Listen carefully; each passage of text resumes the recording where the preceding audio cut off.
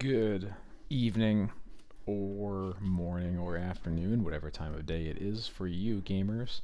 Uh, we're gonna be playing some D&T.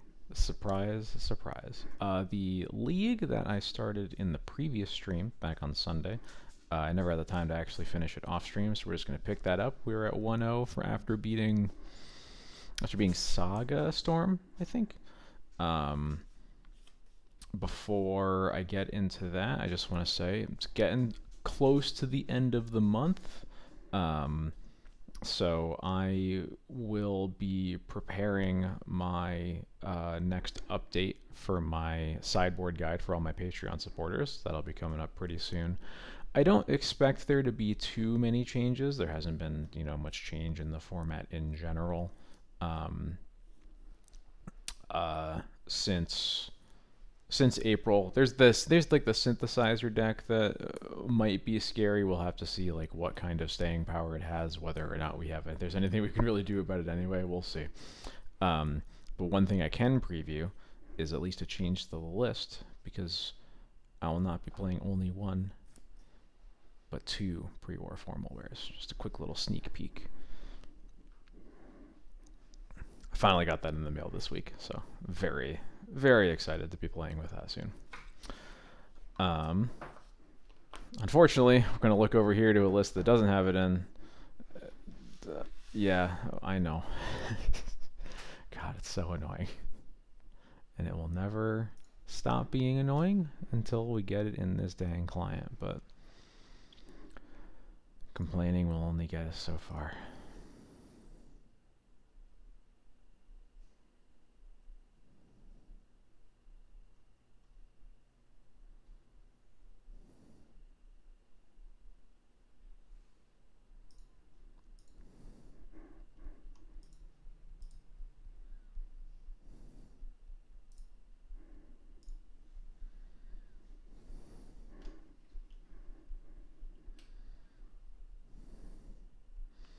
Looks like we're going to be playing against Storm again, and we do have the play. But we don't really have a hand that I think is particularly keepable against what I have to assume. Eureka always plays spell combo and has been on Storm lately.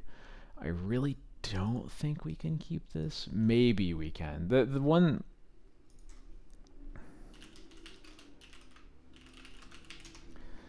If...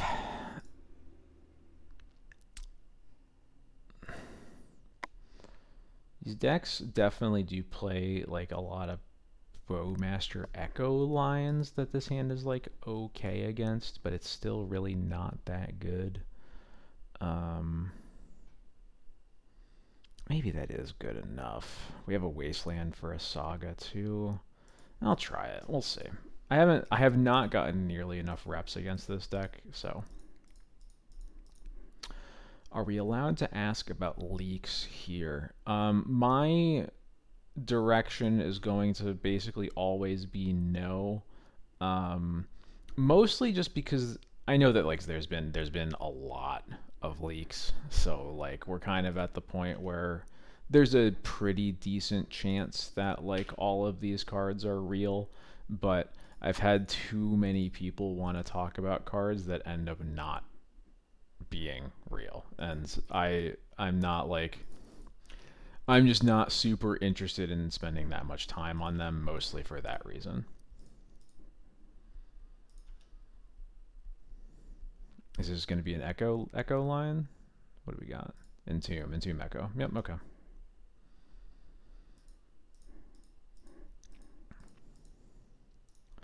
All right, new hand.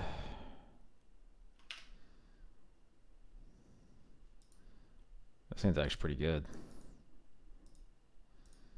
It's hard to imagine I'm gonna live through this, but we'll see. Through a hand to seven card hand with all this mana. The deck title unfortunately does not mean that we have formalwear in the deck, if only.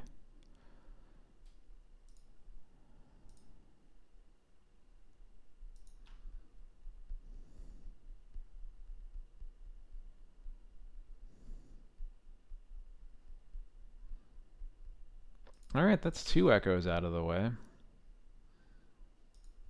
And we still have protection against the Bowmasters, and we have a turn 2 Thalia. Let's see where we get. Obviously, he could just like beseech and then we're dead, but we'll see.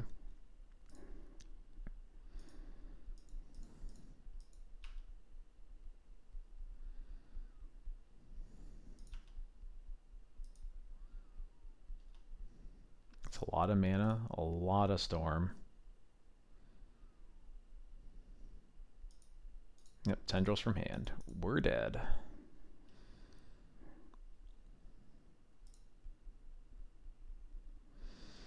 Okay, let's see. I want the ley lines. I want therapies. I probably want Fairy Macabre. I think I just want all these. I want the Rest in Peace. I want the Lauren. And I think I probably also want the Battle of Bywaters. Easily get rid of the swords, get rid of the Scarab Swarm, get rid of the Jite. We don't really need 2 sashes. Don't really want Batterskull even.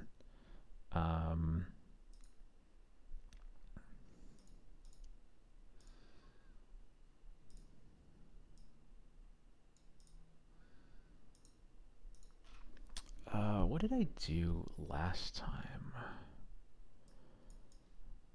It's possible I cut Bowmasters. I don't know if that's right though.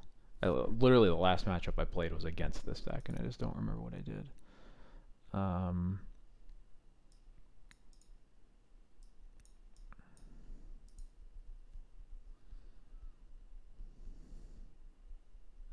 It's possible I don't need the second Lauren.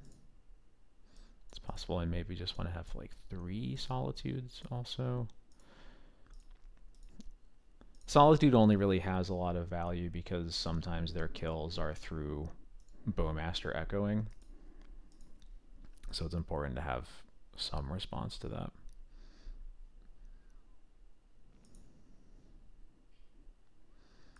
I think maybe what I did last time actually was I just didn't bring, yeah, I'm remembering now. I didn't bring in the battles since I was already keeping the Solitudes in. I think that's what happened.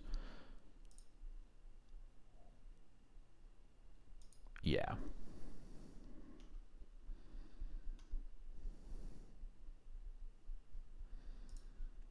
I would love to play first. Let's see what we got. It has Thalia, but we sure died on turn 1 last game. I think we just need faster interaction than this. Cage is kind of that. This hand isn't great by any stretch of the imagination, but I think it works like just enough. Yeah. Hey, Lackey, how's it going?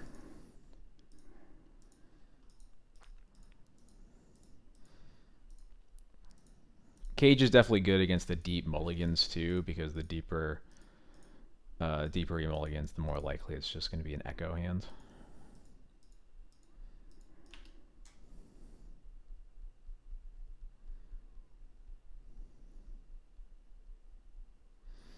I'm actually going to play the Cage off of turn 1 Wasteland.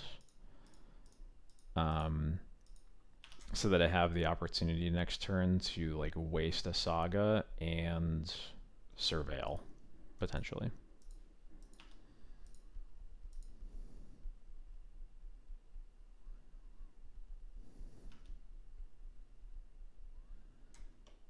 Beseech, okay.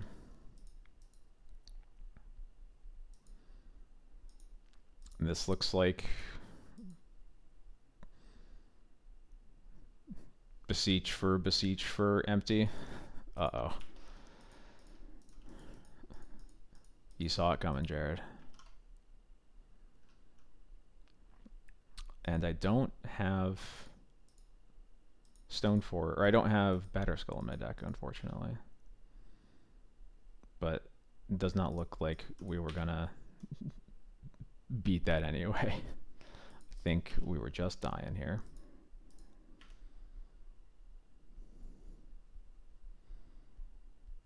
So only a discard spell would have gotten us out of this. Nothing else mattered. Yeah, alright. We're out of here.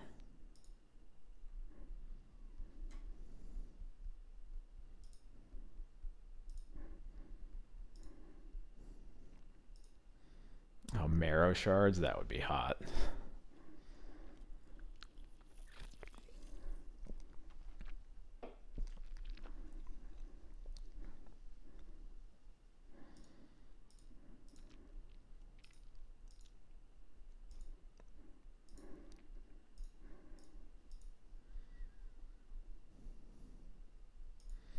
Leyline of Rule of Law certainly would have saved us. Would have been a much stronger card to mulligan for. Modern Horizons, please.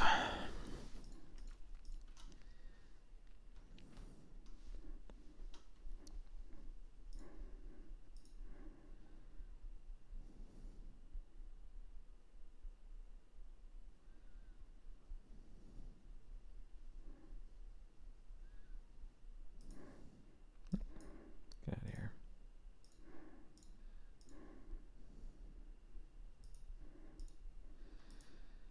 Last seen today playing Patchwork Stompy, huh? Alright, alright.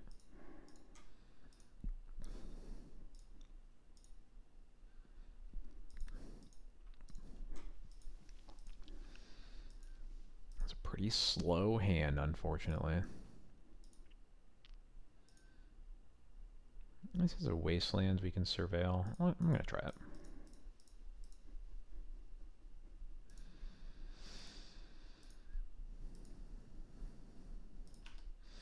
Yeah,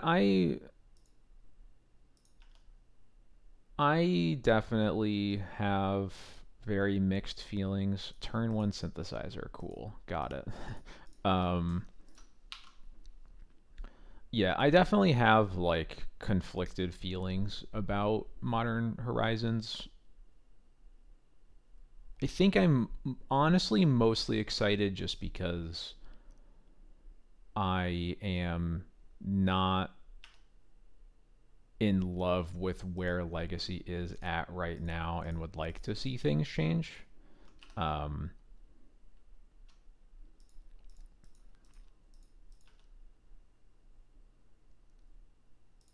in general, I agree that I don't love like the like pseudo rotation, but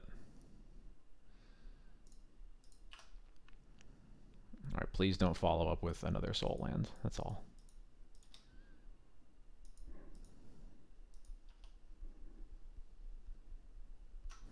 Ooh, no land. Hell yeah, that tomb, that ancient tomb was, or that wasteland was perfect.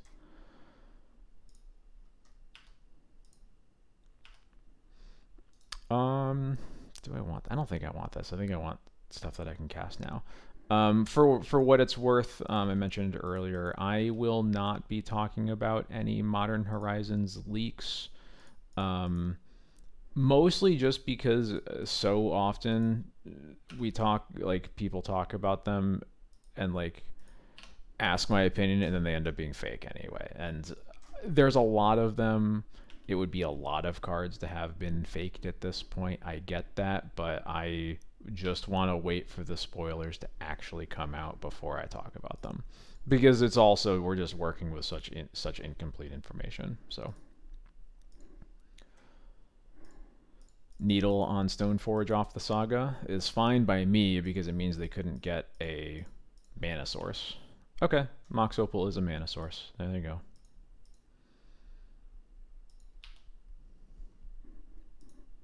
Got it. Darksteel Citadel and pass. Okay.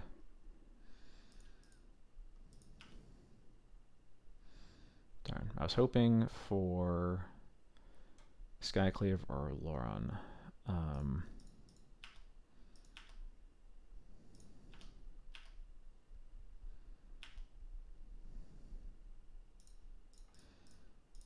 But I will recruit for Loran.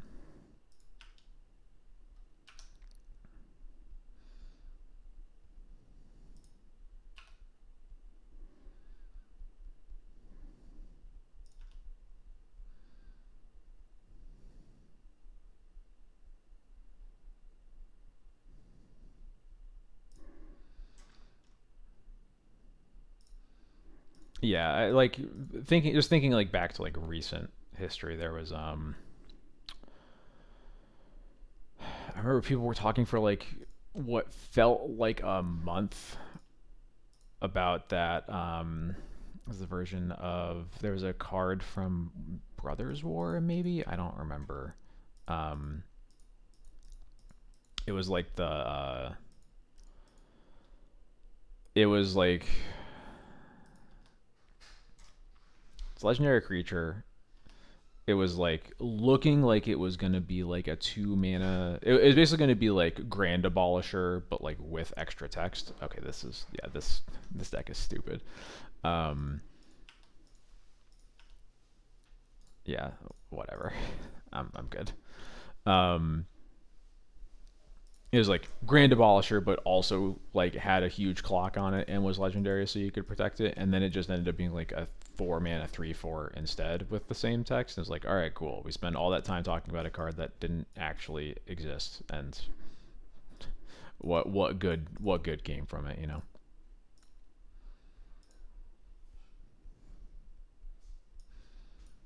GT is bad. I don't really want a second Sash. Don't really like Thalia in this matchup. Do I want anything?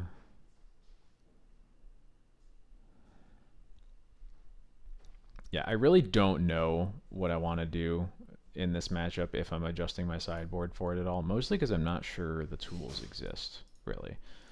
White doesn't have...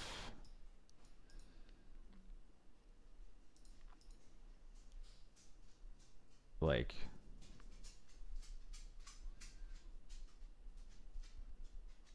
what I really want is like either cheap instant speed interaction with the synthesizers, or I want something like Meltdown. I don't know.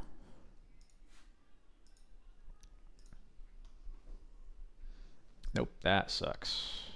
This'll work. More battles, I think, is the most obvious change to make. It's just not one that I am excited about making. Um, Serenity is probably the next most realistic, but it is very... I've never really liked Serenity, mostly because it's like it's both slow because you have to draw it when you can't recruit for it, and it has to get through a turn. Um, and it's also just not good against... it's terrible against literally everything else. It's unplayable against every other matchup. Um, I really don't like...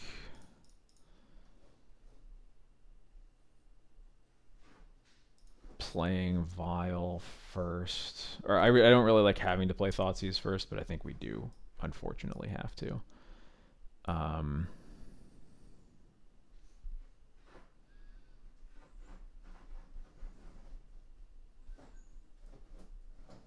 Interesting. Well, I don't think that's a particularly difficult choice.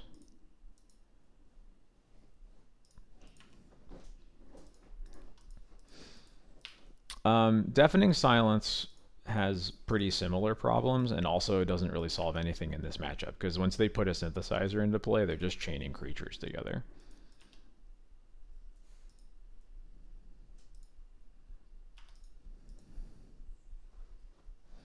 There's Chalice on one, yep. Let's draw a land so that I can wisp this Chalice. That would be cool. Ooh. Oh, I can't do that. Damn it.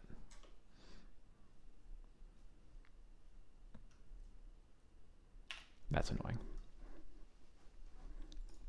Red Splash for Hammer Mage. I could see.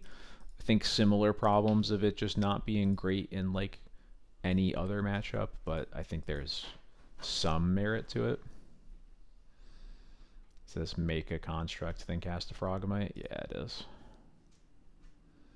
I guess cast both Frogmites probably. Okay, so that Cabal Therapy that I couldn't cast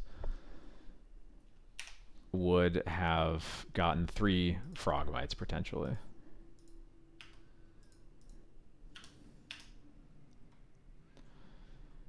Yeah, I guess.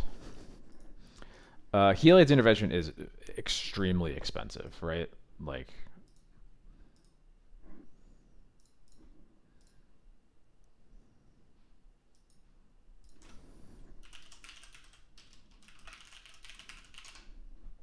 am I thinking about this? The text of this card, right? Quantity is 0.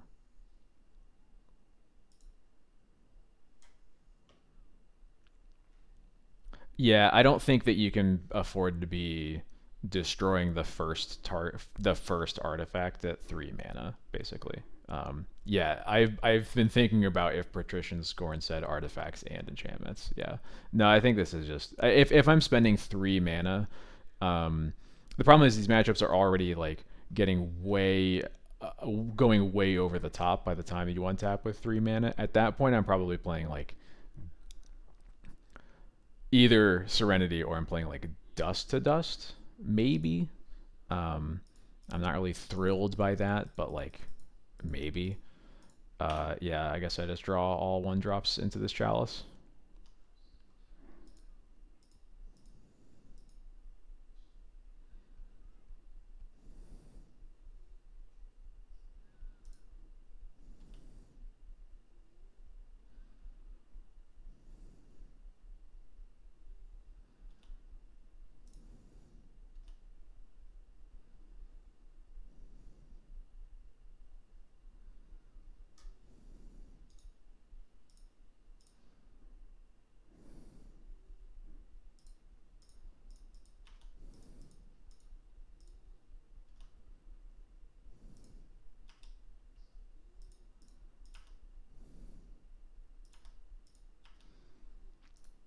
Yeah, I'll take 13. Ow.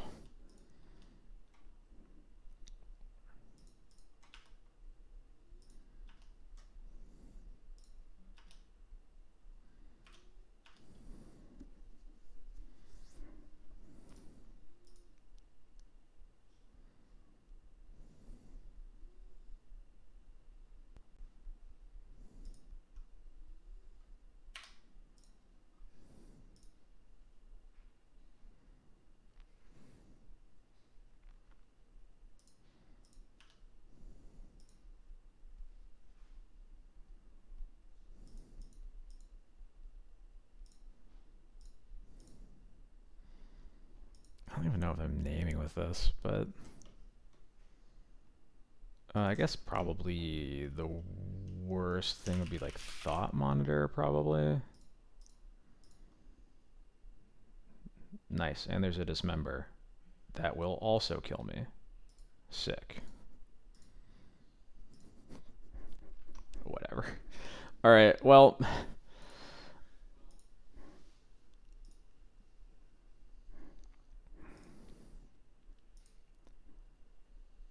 maybe we'll be playing a second league pretty quickly. We'll see.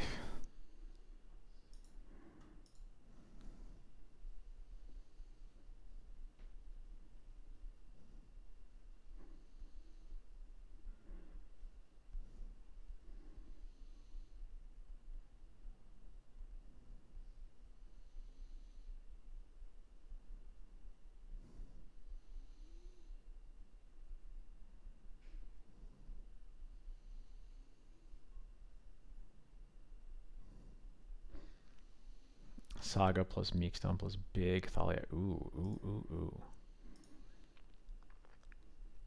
Hey, Corrado. How's it going?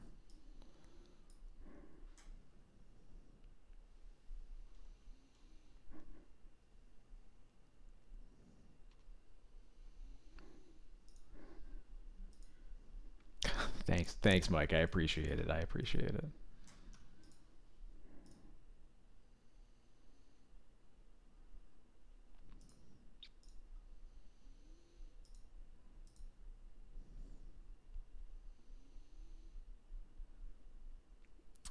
Sure. My opponents keep mulliganing, but it doesn't matter. I keep just getting destroyed anyway. They're mulling to 4. Okay. It's a pretty low number.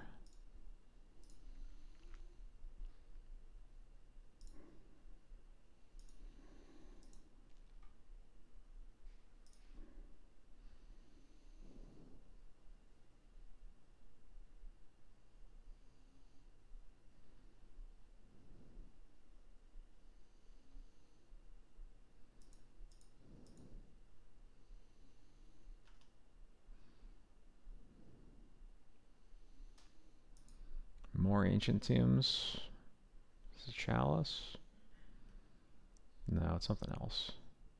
No, it is a chalice. Okay.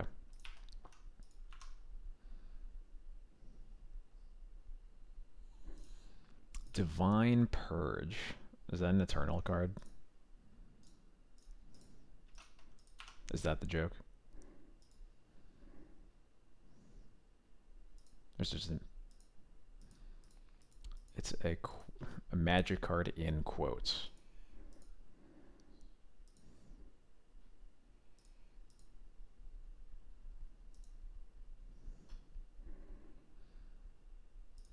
Oh, it's yeah. Okay, got it. Understood.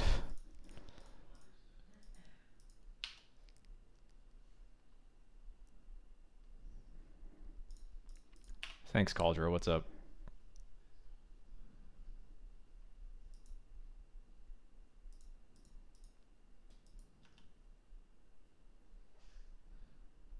Yeah, that's not even like that. Yeah, not even that far from a card you could make. That's actually really annoying. Yeah.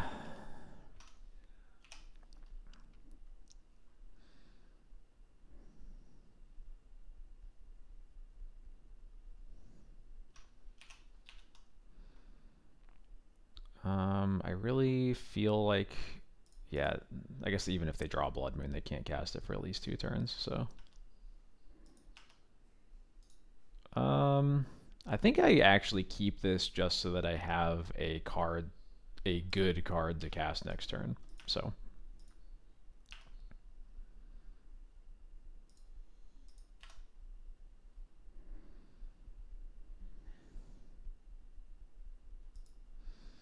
I don't believe anybody has said abolish.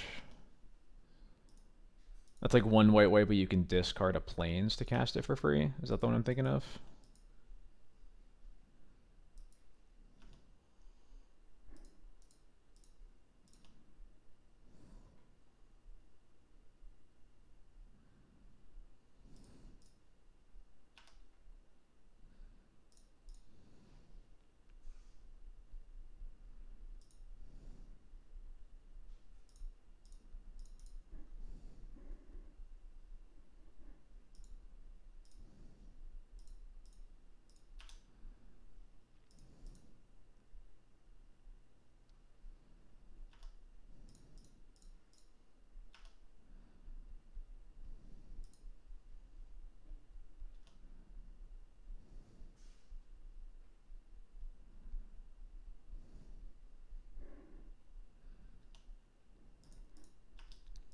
That would do it.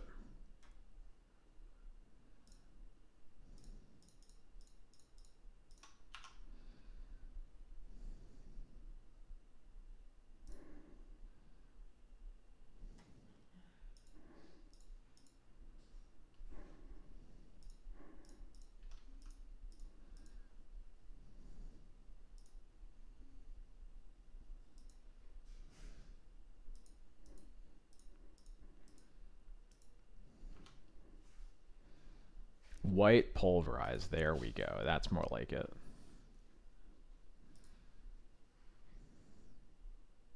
I have sincerely been thinking about what is it? Dauntless Dismantler? Is that what it's called? The LCI card.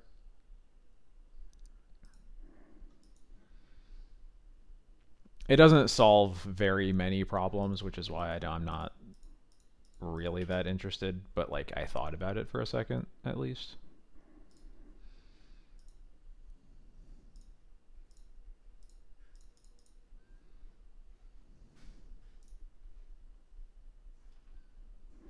Rather a combination aura and artifact mutation. I could see that.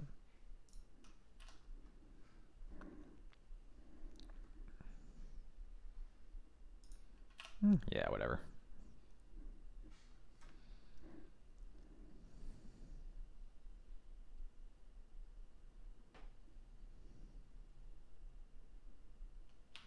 Whoa. I was like, what could they possibly punish me with? And I mean, that I guess that is the card.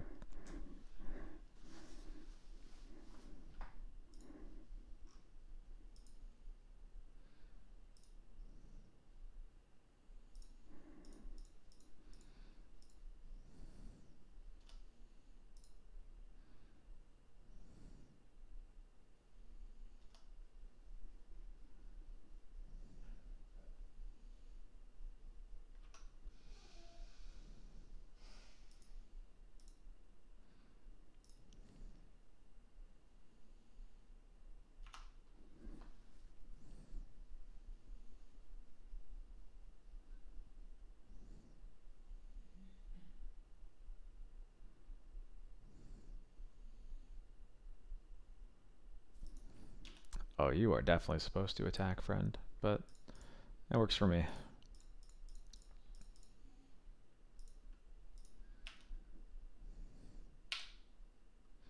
I will get my batter skull. I drew 3 equipment. uh, at least Lion Sash is our only kind of equipment.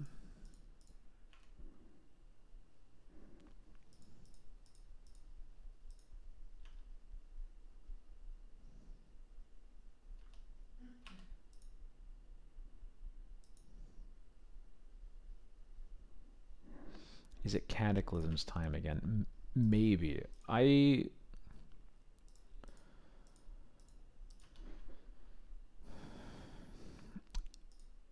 I'm not sure, but you could convince me that it is.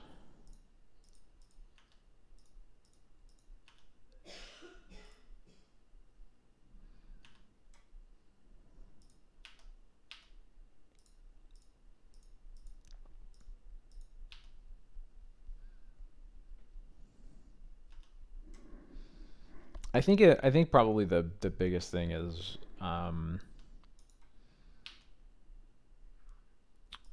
how strongly those decks trend towards having main deck Force of Wills. I think because it is pretty tough to beat those. Yeah, get out of here.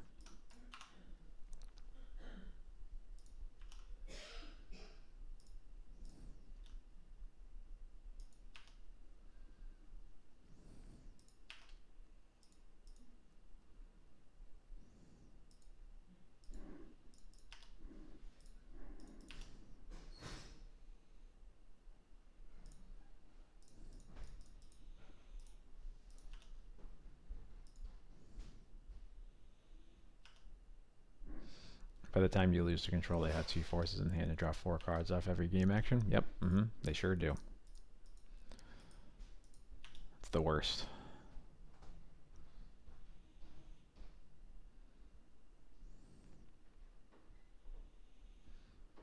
Come on, opponent. I don't think my opponent is very familiar with Magic Online because they are taking quite a while on their game actions.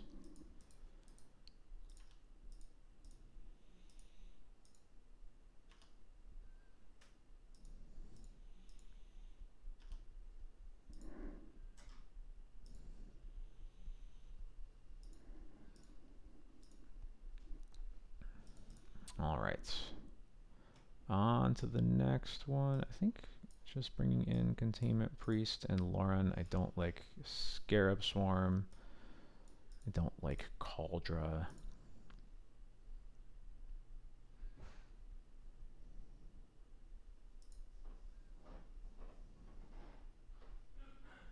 Probably just leave it at that. Pest Control could be it. I think it'll kind of depend on like the problem that I see with Pest Control is it doesn't get rid of the synthesizer, so they always have like the risk of just being able to kind of go off again. To speak nothing of the fact that like if they have a bunch of constructs in play, that means that they already have cast like Thought Monitors um, and Frogmites and Sojourner's Companions that like are still gonna kill you, um, which is why I'm not sure that that really solves problems. It's definitely a card to think about though. That's just like why I'm skeptical. This thing is weird.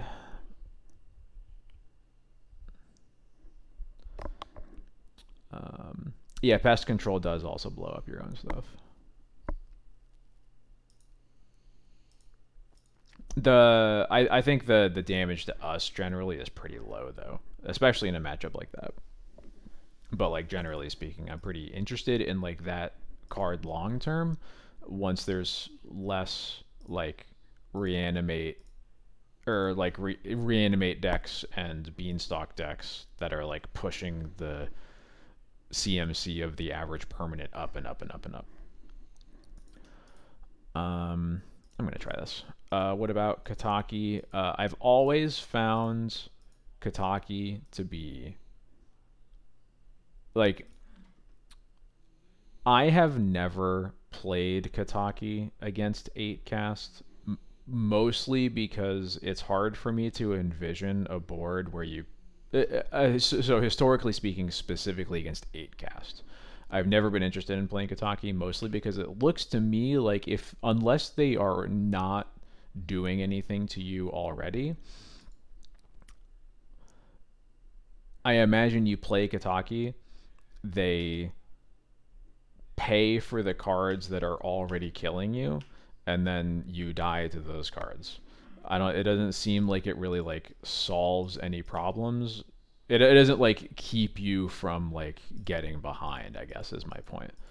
Um, it only works if it's like about at parity or you're ahead, and you're never at parity or ahead in that matchup. You're just always so behind, or the game is like just barely under your control. So,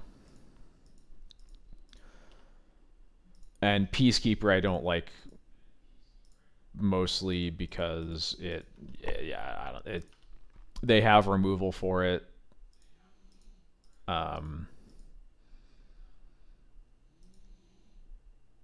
it like can buy time but doesn't actually fix anything, right? Like you have to, once Peacekeeper is like in play, you're on a clock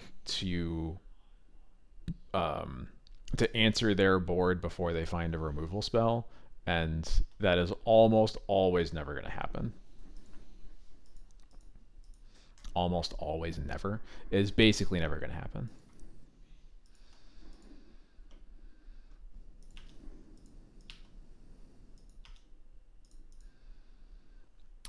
I'm gonna get this Cavern of Souls is kind of interesting. I'm gonna get this Bowmaster into play.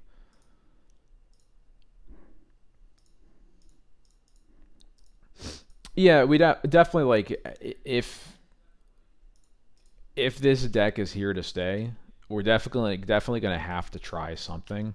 Um, I just wish that I felt better about the options that we have. That's all. But yeah, I agree. I think the card I'm probably most interested in trying out is Pest Control.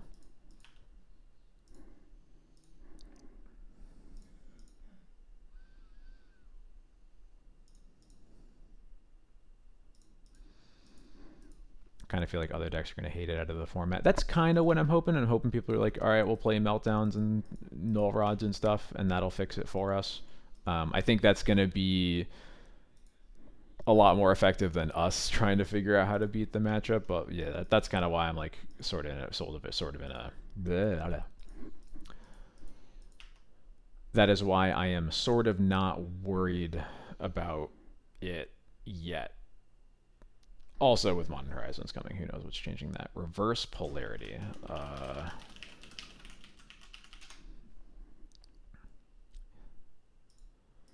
Ooh, that's kind of sick, actually. Gains so much life. Yeah, Nullrod and Meltdown are definitely not as good against this deck as they used to be against 8 cast. That is definitely for sure. Um, Another reason I'm like a little concerned about how long this deck sticks around, but we'll see.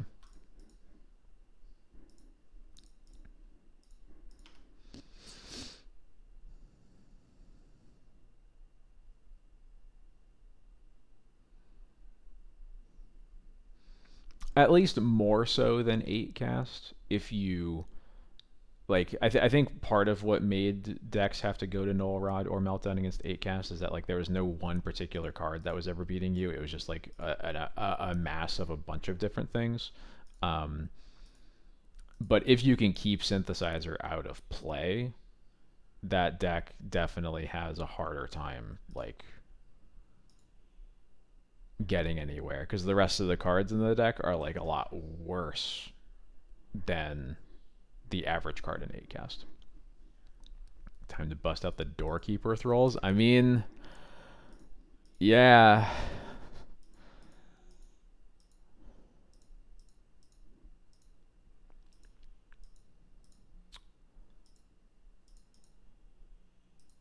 Okay, so this is actually Muxus. Got it. It's the sort of Stompy-ish version of Muxus. Got it.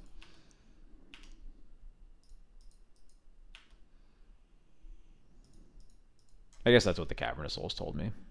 But up until then, I think it was kind of ambiguous. Hello, another Lion Sash. So in that case, I'm gonna Skyclave this Chalice and get that last card out of their hand.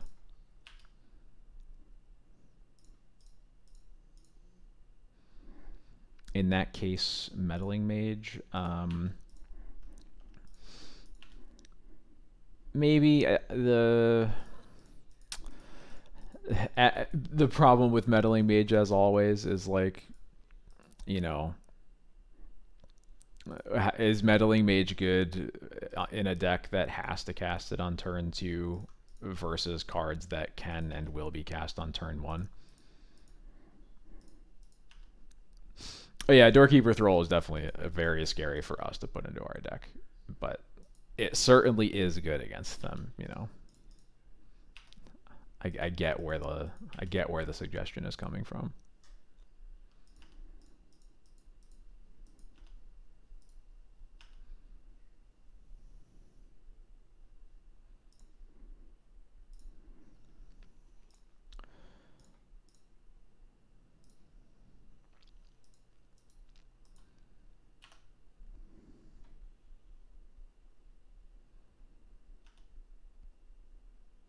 So we do unfortunately have to be worried about a Muxus at any point. We don't have anything for it. Definitely was not boarding appropriately. I guess I'd only be bringing in like 1 to 3 other cards. So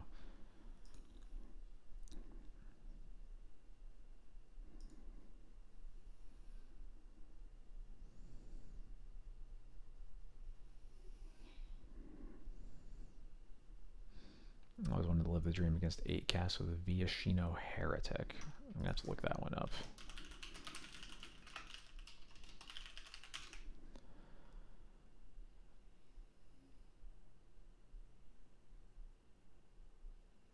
Ooh. Interesting. Can hit your opponent for 7 off of their whatchamacallits. I can't talk at all tonight. What's going on? Off their thought monitors. There we go. That was the word I was looking for. This second Rabble Master is actually pretty good for me. It's gonna force 1 to attack.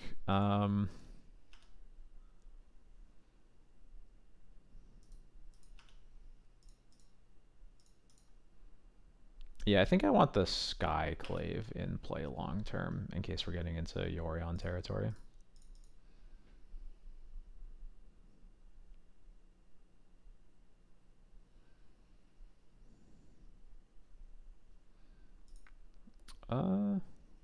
Yeah, leave it at that. No reason to get any bigger.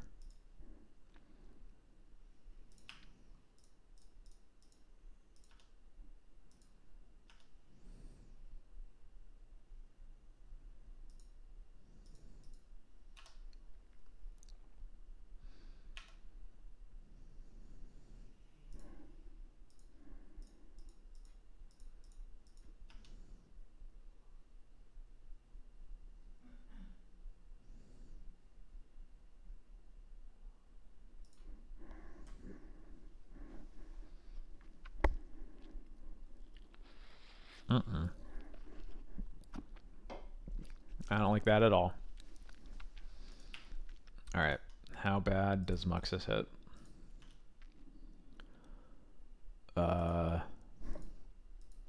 You know,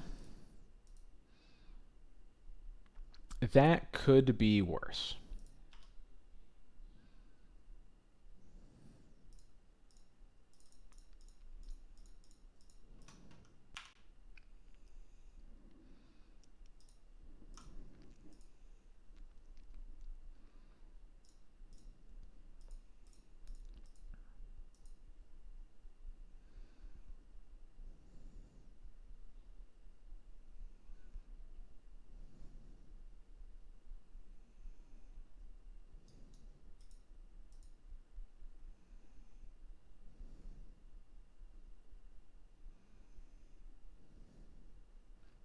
Oh, they don't even attack with Rabble Master. That makes my decision really easy.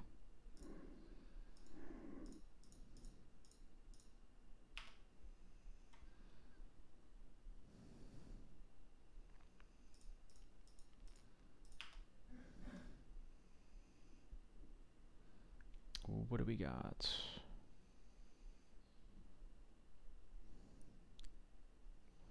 Caracas.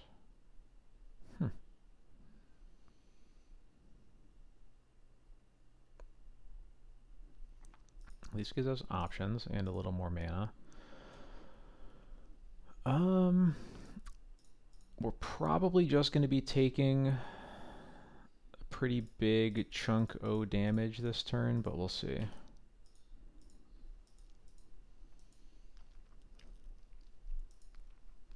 At least they can only activate Battlecry Goblin once, at least so far.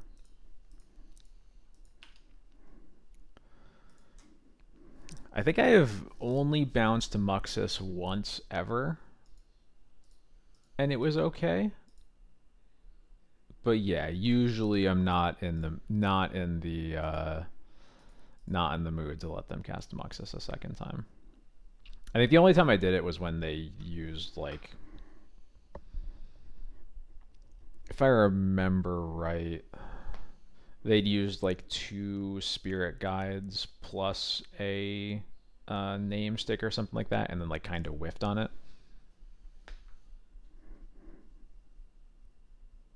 You've had people Caracas your Muxus with name sticker goblins trigger on the stack. That's definitely, that is a choice that someone can make.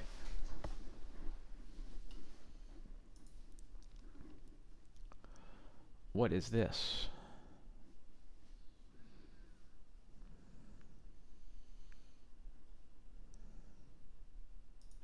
Another Battlecry Goblin.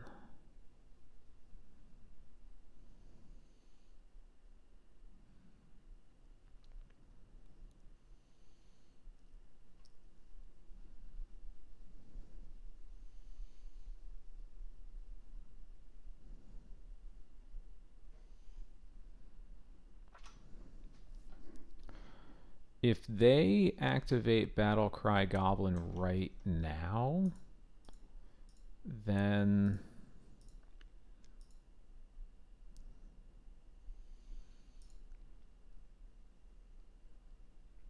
we'll see. They do. That's good for me. That's very, very good for me.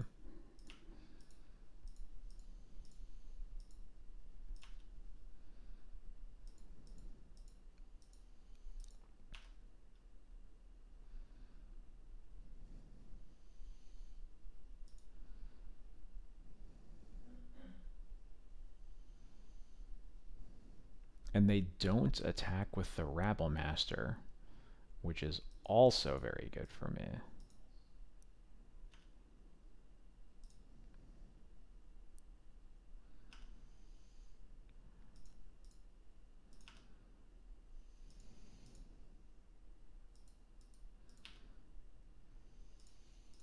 Yeah, they did not choose correctly. So this is 3, 6, 7, 8, 9 damage.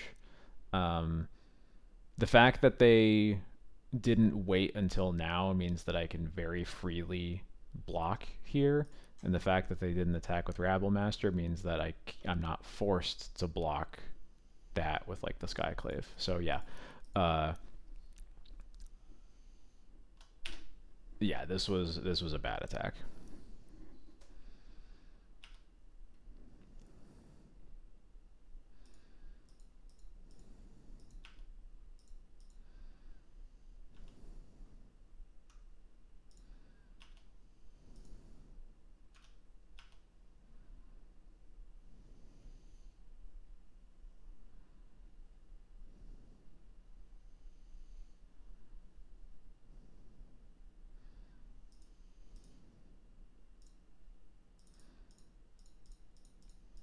I will not play fancy. We are just getting my Yorion into play.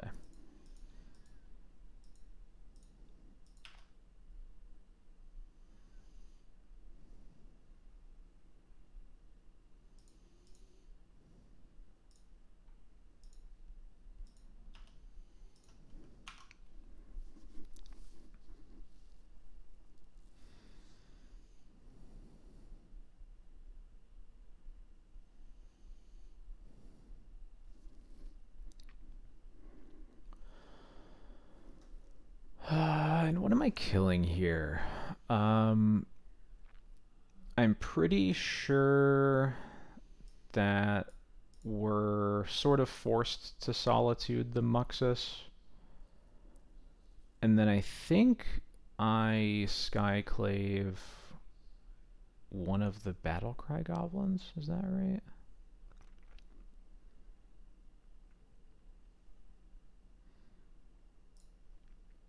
Yeah, I think that's right.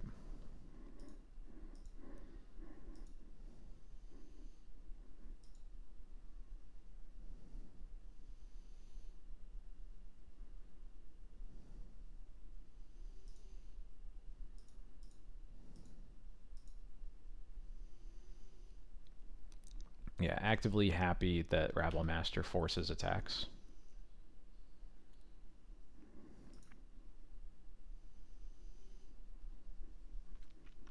Kill both battle cries next turn. Thalia block Caracas Muxus forever. Yeah, that's true. That's true.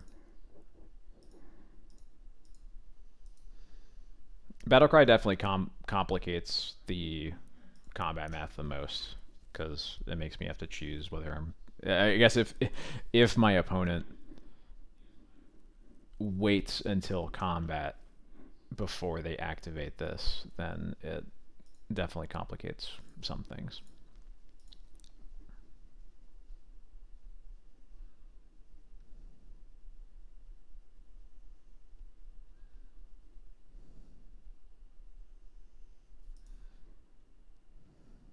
Interesting.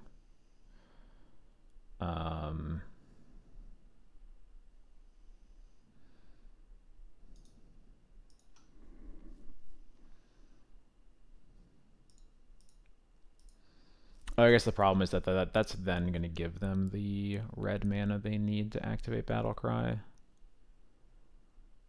Yeah, so I don't think that I can afford to bounce Yorion here. I think this is probably the point where we're just trading off. Trading off as much as they force us to, at least.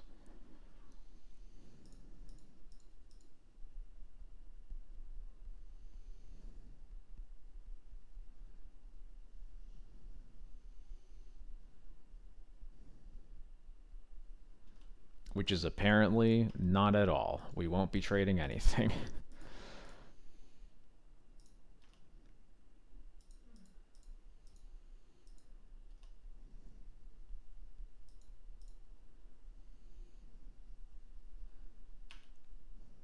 Yep, I definitely see the logic here in just killing both battle cries and letting the Muxus stay in play. Yep, I see it.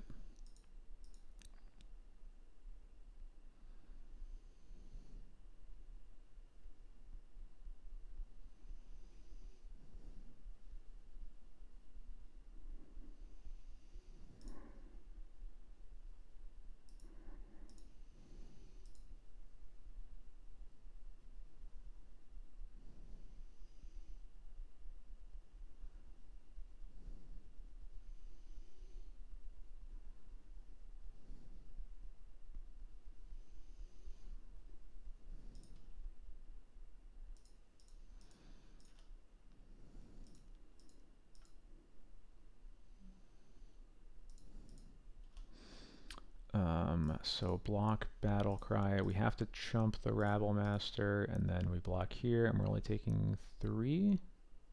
I guess there's an opportunity to even let the Rabble Master live one more turn, but that seems pretty risky.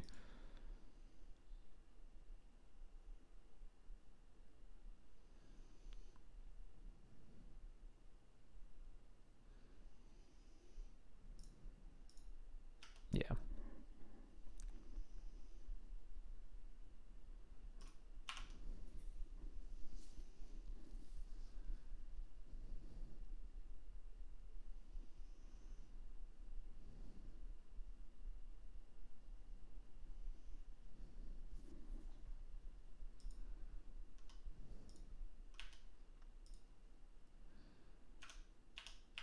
Thankfully, we're pretty safe on the ground at this rate, so I'm pretty happy to attack with Yorion to start closing the game out. Also, my opponent has really used a lot of their clock. So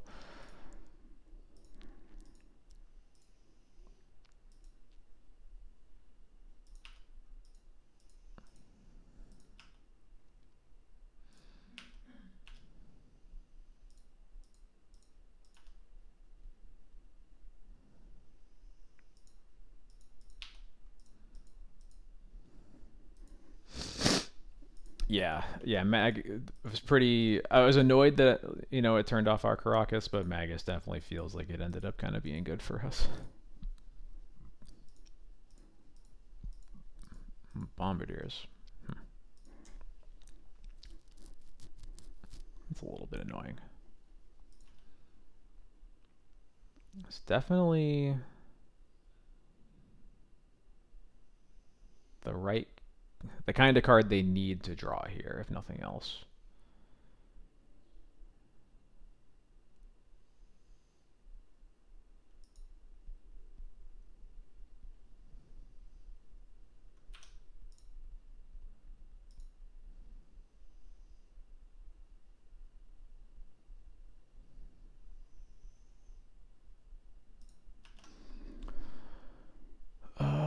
Let's see.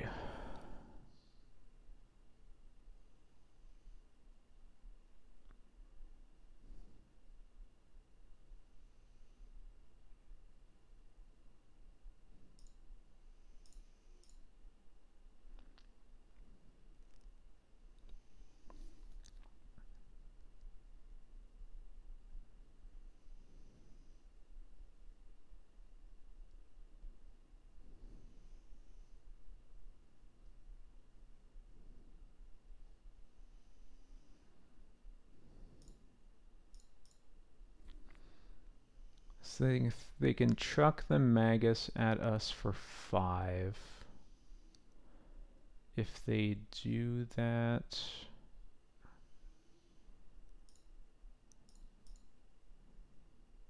I would be taking 5, 6, 7, 8, 9, but going, or no, I'd be taking 11. So, all right, math is, I mean, I'll make them do the math, but I should be dead here.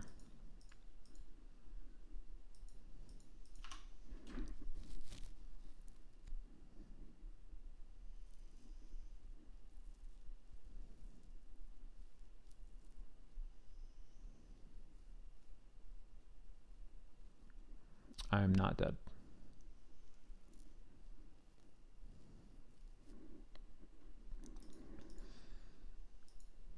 It's like Bombardiers just it so makes me want to remove Menace from the game. Like, honestly.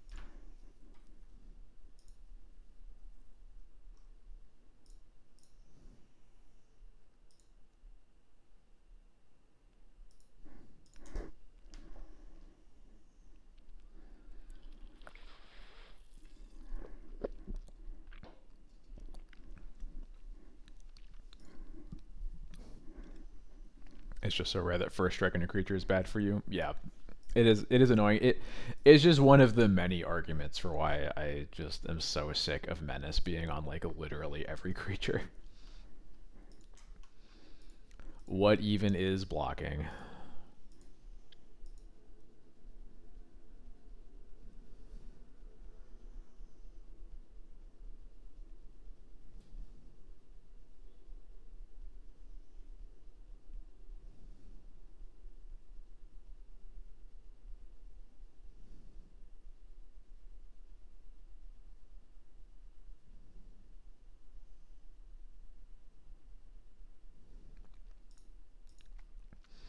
Alright, is there actually a way that I live through this attack? I feel like the answer is probably no. So if I double block, Bombardiers. Then this actually works because they can't throw Magus at me because then I gain 4. I would go to 5. Yeah, this actually works. Yeah.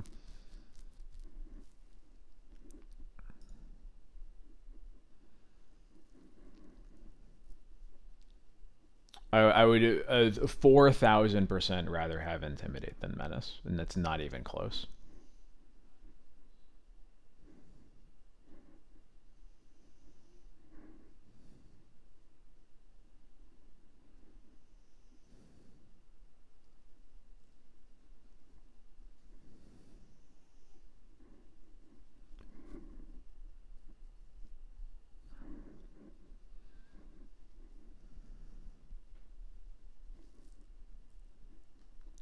All right, well, that match was kind of nothing, but here we go.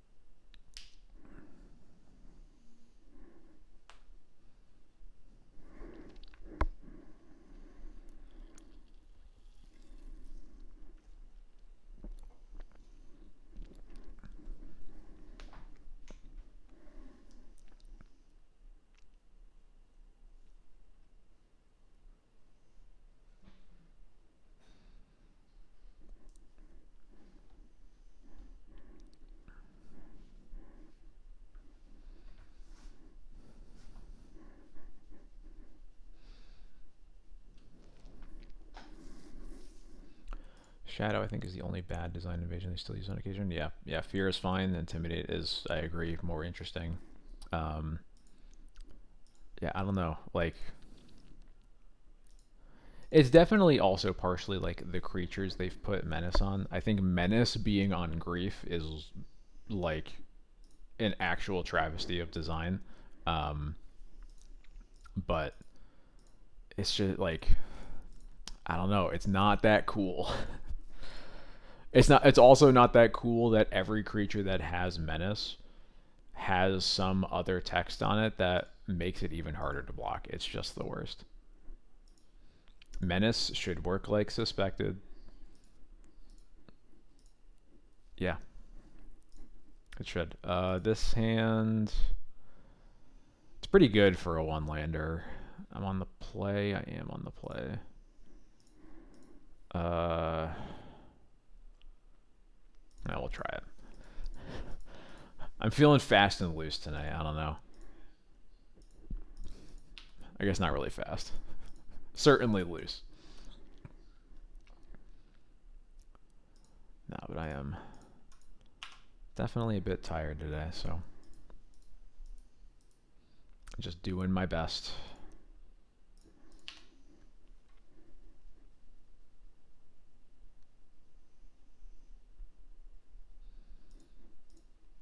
More ancient tombs, more simian spirit guides.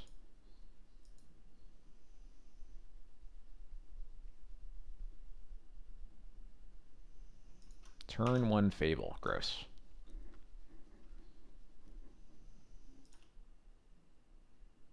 Hell yeah. I was honestly wondering about whether I wanted to like waste Tomb and Swords the Shaman token, but that's a lot worse than just casting Athalia here.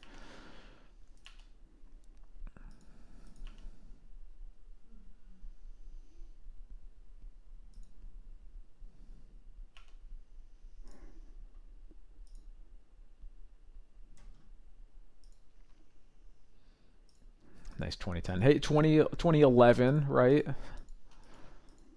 No, 2012?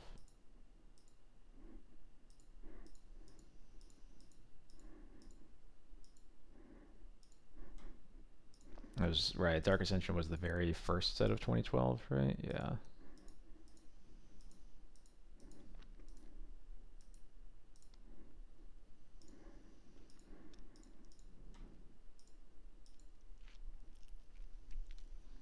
What a time to be alive.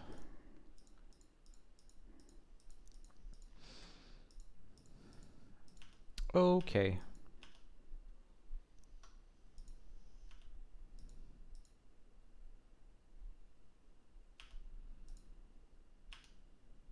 Skyclave isn't looking super castable, unfortunately. Um,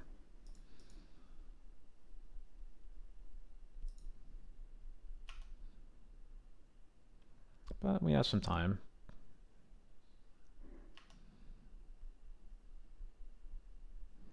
Yeah, Mom and Thalia is pretty good versus Moonstompy.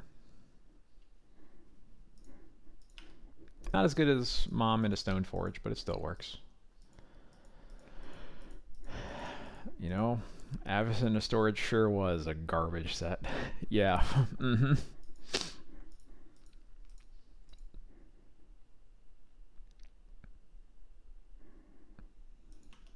I was wondering if they were going to cast a Bombardiers and then force me to use my sword. Actually, am I forced to use my swords on it even?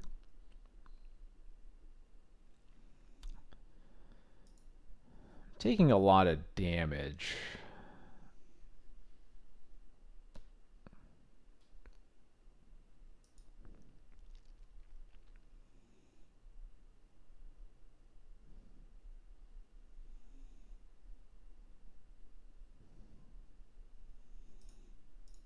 I think I actually let it attack.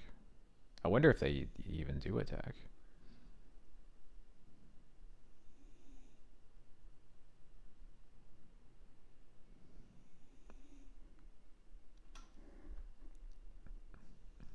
Oh no. If there's anything. No, we're not talking about the Innistrad Ancient Grudge flavor text, please. Yeah, they don't even attack. Cool. I think what I want to do here actually is swords their Magus. It gives them a lot of mana, but I think I need this extra white source.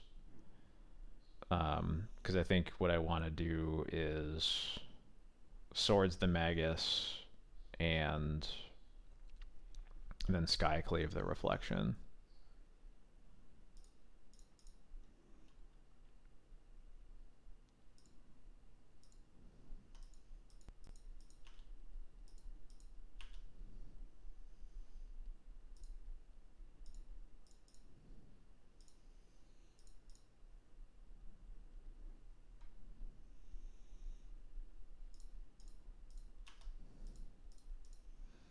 We're still kind of far from like winning this game, but we're getting there.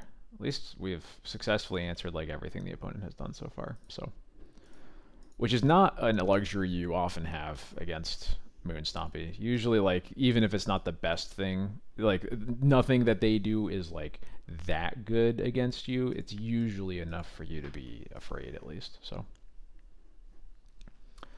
The Secret Lair Ancient Grudge is very, very good. One of our dogs really likes to bark at the mirror, so we've always joked that's Jax in that card art.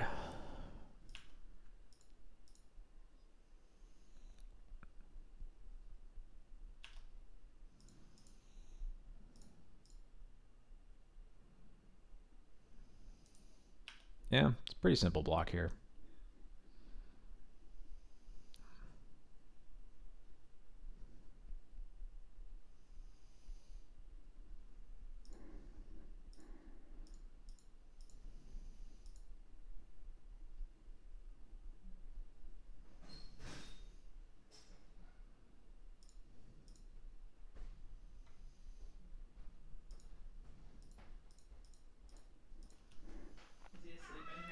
He is asleep in here. I'll wake him up for the. All right.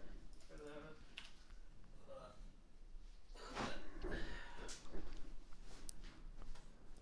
Let's see if we can. Yeah, there we go. There's Jax right here. Hi, Jax. Hi. Jax, look at the camera. Jax. You have to look at the Jax, camera. you're on TV. Jax, look at the camera. You don't get it? He doesn't get it. You don't get it. He's very sleepy. Like, guys, why would you wake me up for this? Opponent, I'm sorry, I'm still in the damage step. Whoops.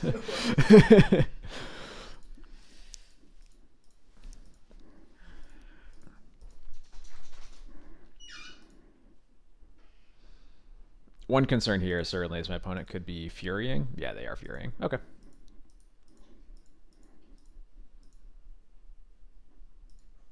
No, they are shatter sculling. That's even better.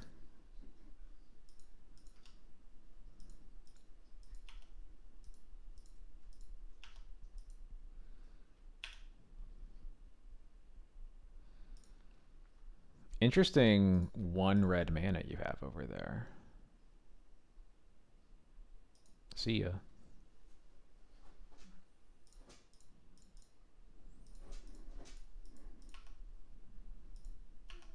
All right, we are very close to the point where we will be turning the corner.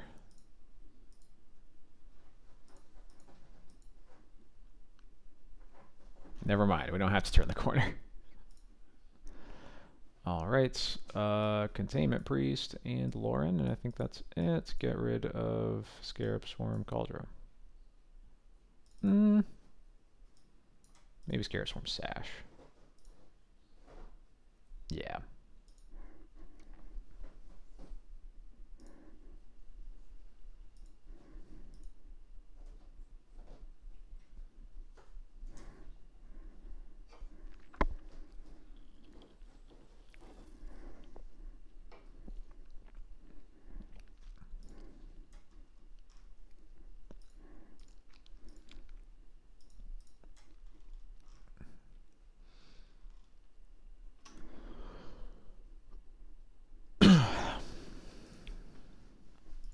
Dogs are more important than damage, that's true. So one time I hope my opponent stream sniping me so they know why I was waiting in the damage step.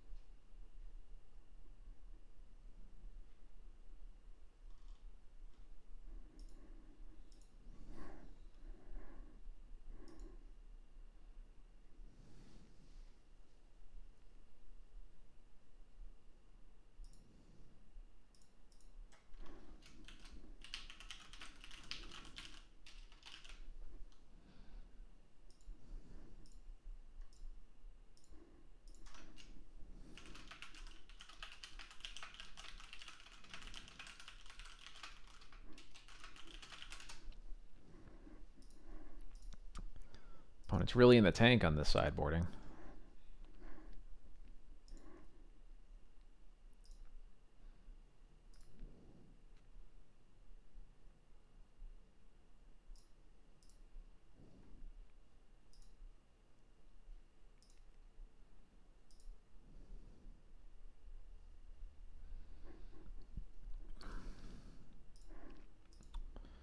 There we go. Yeah, they really are using their clock. This hand is pretty stanky. This hand is better.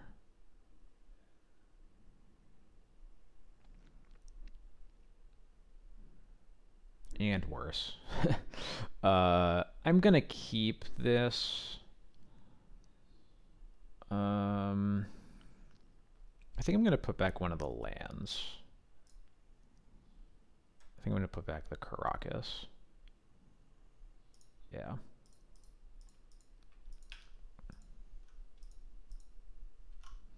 Mountain Pass. Hell yeah. Deal. And a Plains? Cool. That makes me feel better about having to fetch a scrub land first.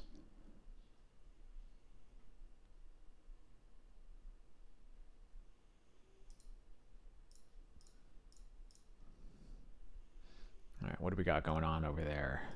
Ooh, Dead Gone, Fiery Confluence, Rabble Master. And they have City of Traders? Okay.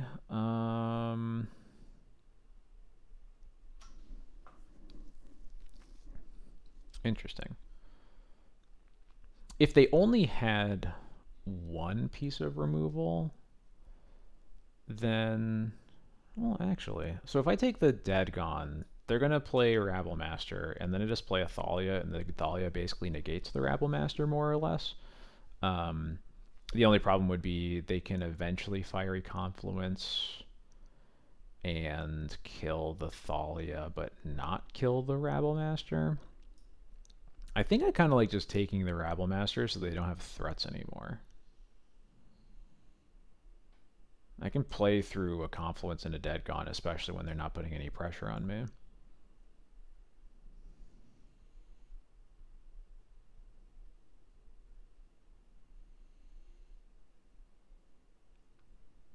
Yeah, I think that's right.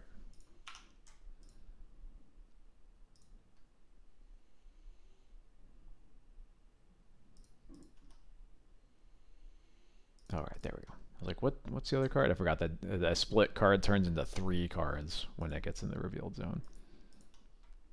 They do have 2 land threats, but like I'm not super concerned with that because those are still a ways off of actually dealing me any damage. I'm going to start with the Jite. Yeah, I'm going to cast the Jite first because it'll be more costly to them to like dead my Thalia next turn if that's what they're planning on doing. And now they only have 1 land threat, so there you go. Another Bomba. Okay. Annoying.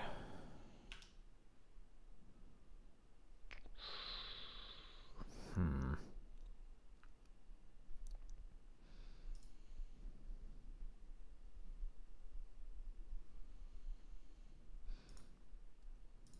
think plans are changing slightly. I'm just going to recruit for a Solitude here.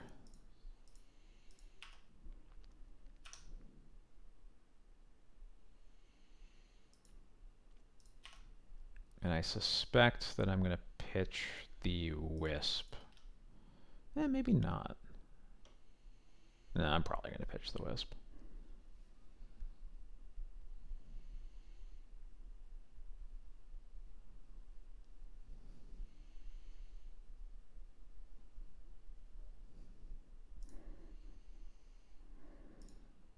There's the City of Traders.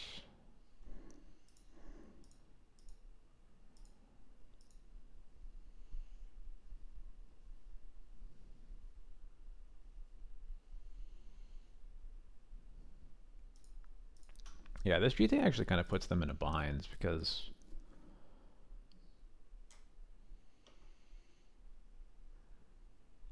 basically it means like every card I play is sort of a threat. So I'm wondering if they're going to Fiery Confluence now. Yeah, they are. I assume it is. Yeah, 1 of each mode, which makes sense. Which means I'm going to Wisp. Or pitch Wisp to the Solitude, kill the Bombardier. And now... Oh, well, even better. I was going to say I can Thoughtseize their Dead Gone and then play Thalia, but now I can Thoughtseize their Dead Gone and play Stoneforge, and that's even better.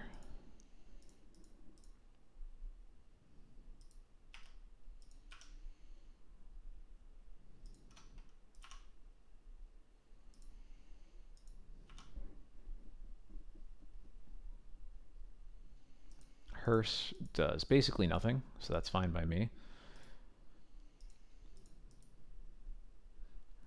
So they're going to activate Den. Yeah, that's fine.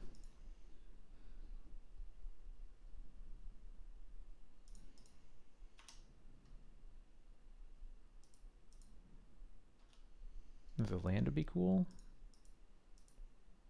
That's kind of funny, but we're definitely going to Batterskull first.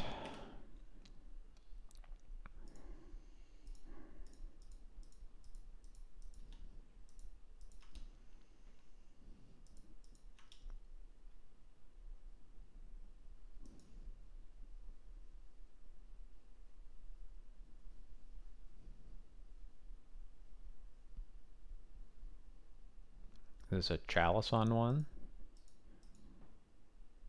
That's what it looks like. Yeah.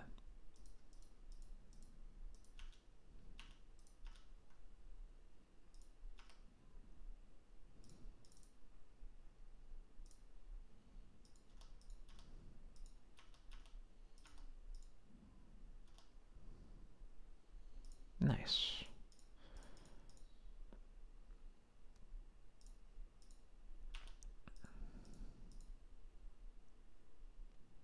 Yep, they're off it, and I don't blame them. That was already the end of the league. Okay, cool. Yeah, that makes sense. All right. Well, we're only at 10:30, so we'll hop into a new one. We'll see how many matches we get into that before we call it, and then hopefully I'll actually have time to finish the league before next stream, but hey, we'll see.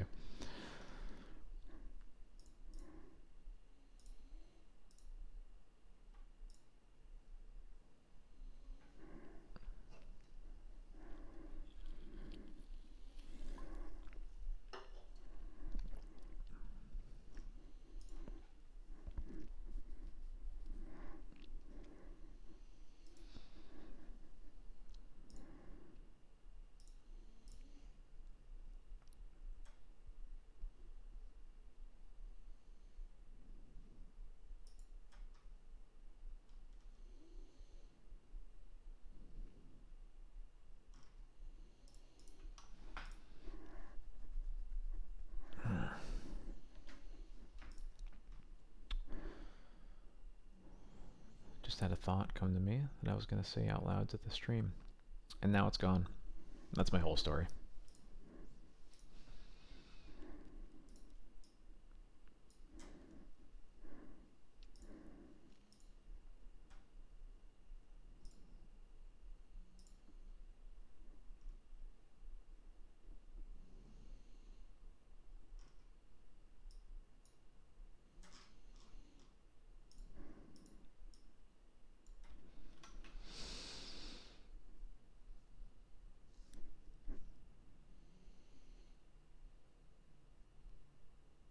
Yeah, I don't remember what it was.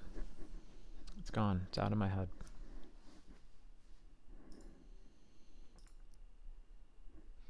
There we go. Playing against Don't Tron Me, bro? Well, I feel that too. So I'm on. Feels like an ally. Oh no, they GLHF'd me, so never mind. Uh, I'll keep this though.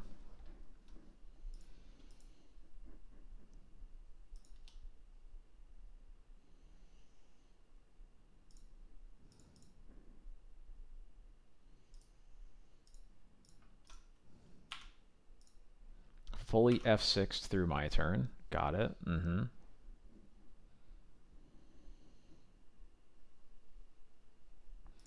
Vile is basically Tron because it taps for extra mana. You know, yeah, actually. We do not have pre-war formalwear on Magic Online. No idea when we will. Desperately begging for it. But no, there is no current sense at all of when it will be, if ever.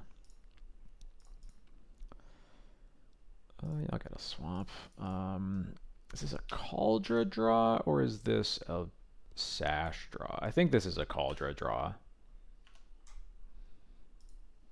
Particularly with the mom to protect the Stoneforge.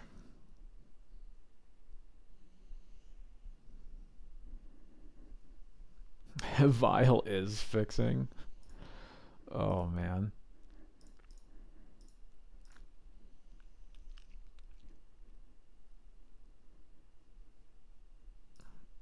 Notably, speaking of matchups where, oh Jesus Christ, where I think Pest Control is very good. I am really interested in that card in the lands matchup in particular.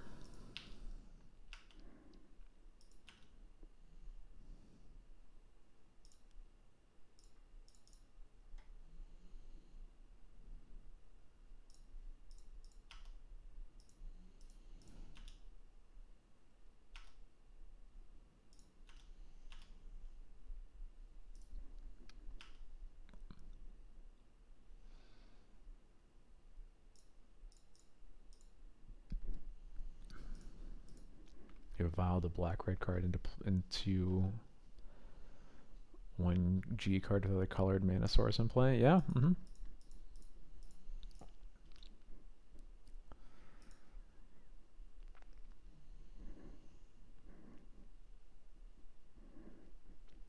Turn 3 Tron.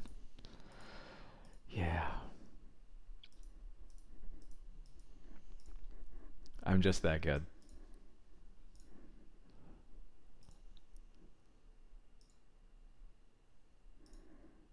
Look, mulliganing is a skill. Even when you don't mulligan.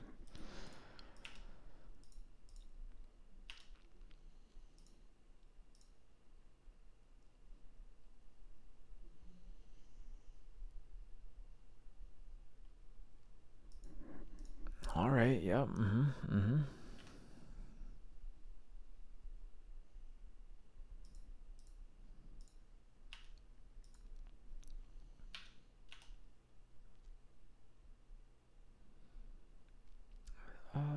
What does that do? All right, quick pulse check. Quick pulse check.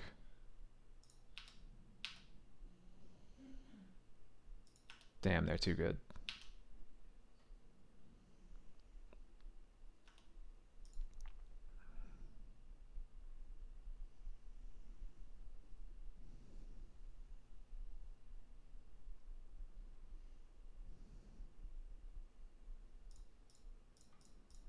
I'm definitely casting this.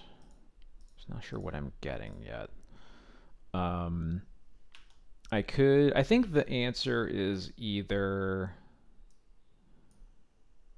it's one of these top 3 cards, basically. I think it's either Sash, Wisp, or Swarm. Um, Swarm looking like kinda good with these sagas about to pop off. They also have this Wasteland. This Reclaimer is gonna keep getting bigger. The only problem is like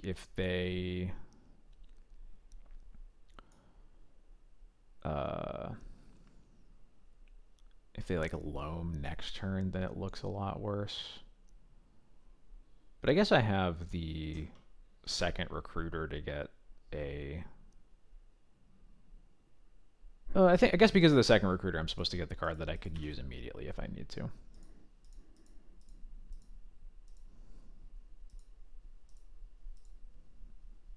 And I'll have time to recruit for Sash later if I want to do that.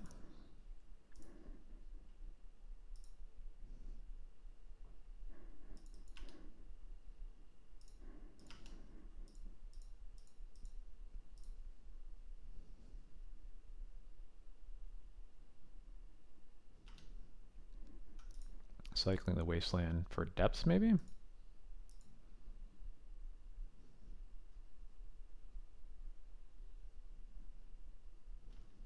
For Yavimaya. Okay, that's fine.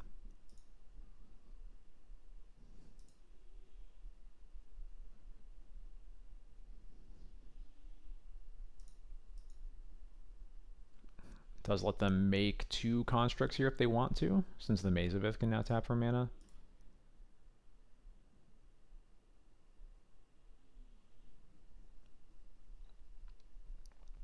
The constructs go up to 5/5s. They probably have a Needle main deck that's going to shut off this Vial and make me sad.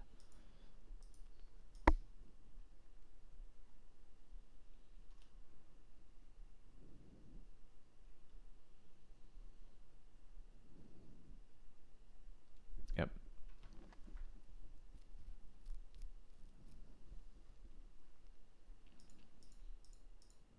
Oh, they name Sash. Okay, that also makes sense.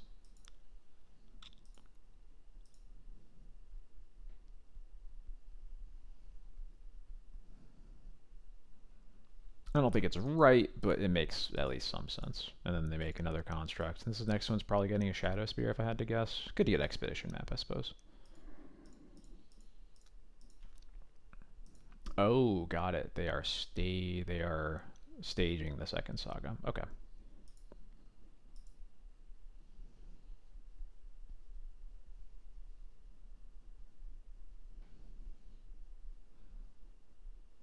So I really want to find a Wasteland or a Wisp.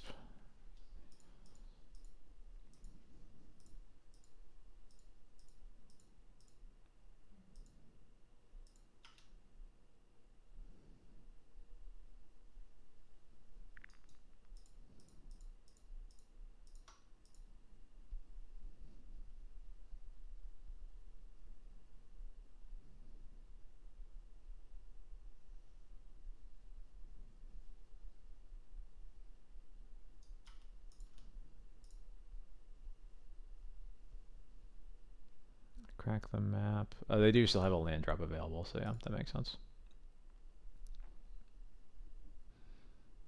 They get another maze. I was wondering if they would do that. Because this lets them attack with their construct if they want to. At least sort of. Take up vial. Draw swarm? No, that would be too good. So I guess they don't really have anything going on other than this stage saga that we still have a turn before they can do anything with it. I guess the reclaimer can kind of do things, but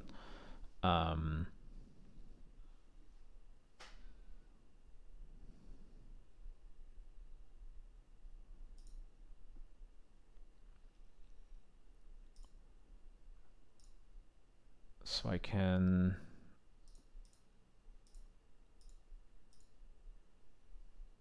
recruit.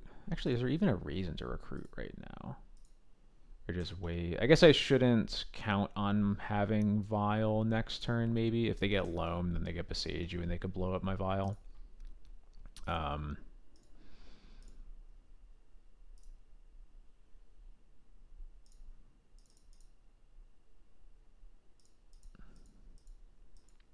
Maybe we're supposed to just kill the Reclaimer? I'm not sure.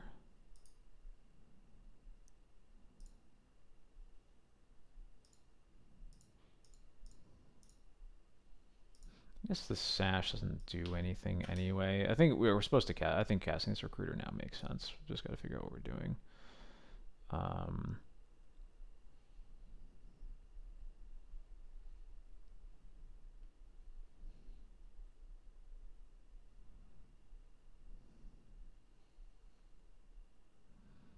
Our Vial's at 2 right now. It just takes so long for us to like get anywhere after this is my concern if we go for Solitude, but I think you're probably right that we are supposed to do this.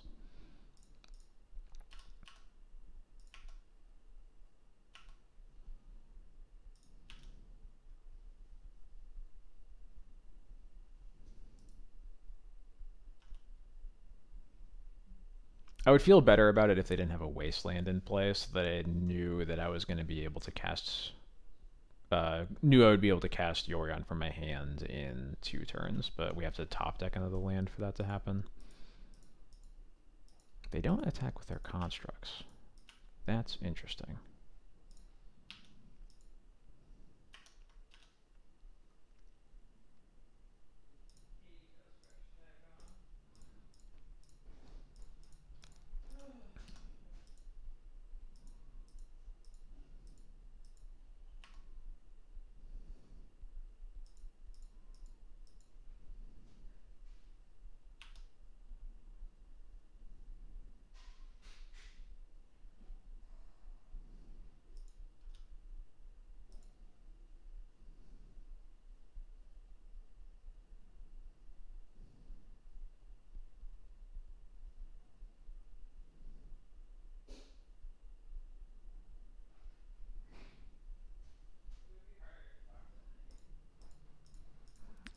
Interesting. I was gonna say that actually, if they wastelanded me here, that would be a big problem. But then they didn't. So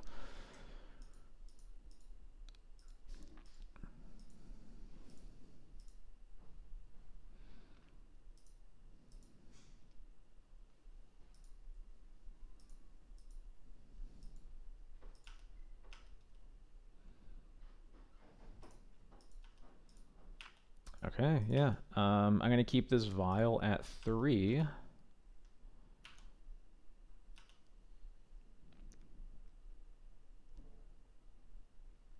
Oh.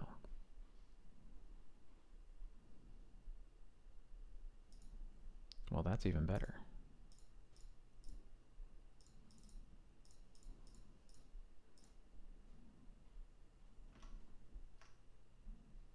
Oh, right. Duh. We were literally just talking about this stupid sphere of resistance. Whoops. He's got to Millennia. Good luck, good luck, good luck.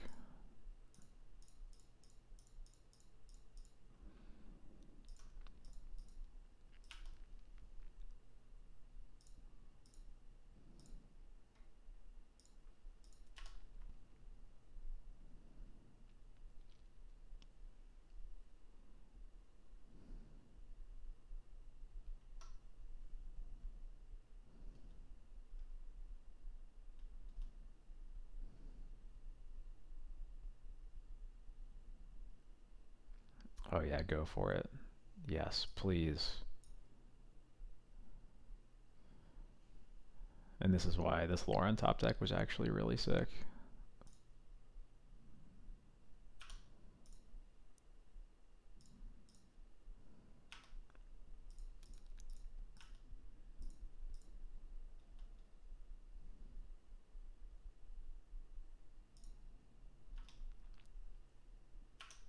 Okay, man, there are so many things happening. Scarab Swarm.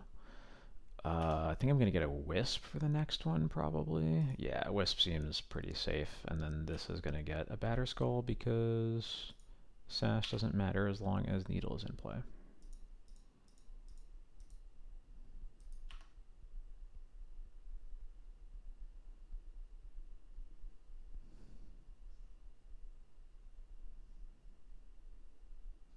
Unfortunately, don't have. I guess once I have the Scarab Swarm in play, then like the mazes of Ith don't really matter, um, as long as my opponent never draws Tabernacle. That is the big risk right now.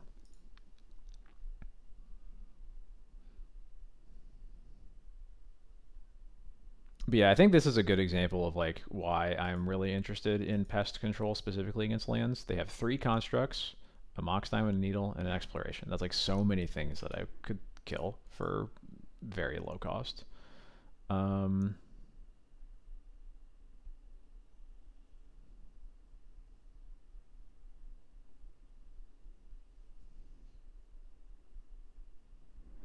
why was instant speed Lorening better than main phasing it? Because if I just cast the Loren on the saga on the stage saga, it was a in case it was not clear, it was a Thespian stage saga, not a real saga. So if I do that, they just turn it into a plains.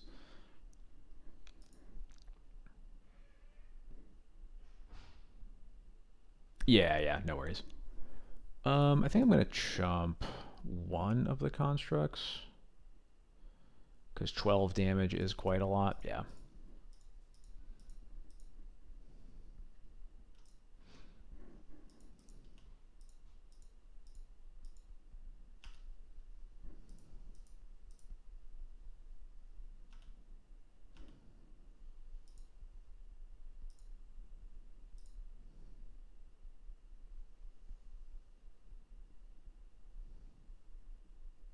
Mm-hmm.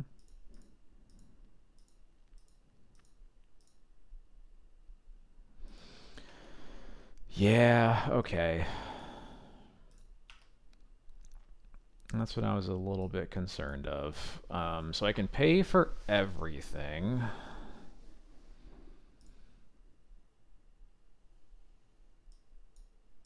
God, barf. 1, 2, 3, 4, 5. I can pay for everything. I'm probably not gonna pay for mom.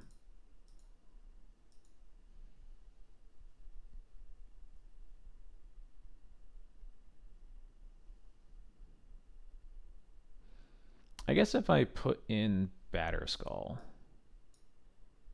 If I put in Batterskull, then yeah, I'll do that.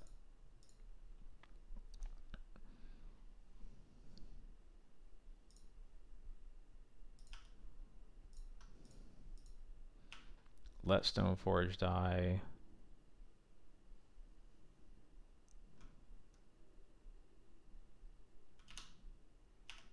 I said no. And then I'm going to pay for the others just because I'm not using this mana anyway.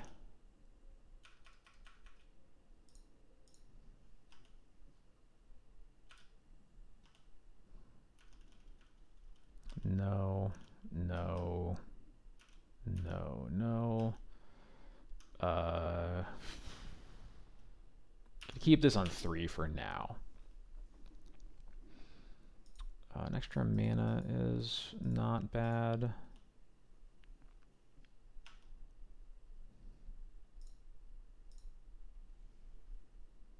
So if I attack for... yeah, I think this actually is fine. Yeah, this is fine. It's getting some damage in. They can maze 1. They're almost certainly going to maze Yorion, I'm guessing, because Kaldra is much better as a blocker. It forces a maze activation out of them, but I'm going to be fine either way because of the Wisp. Yep.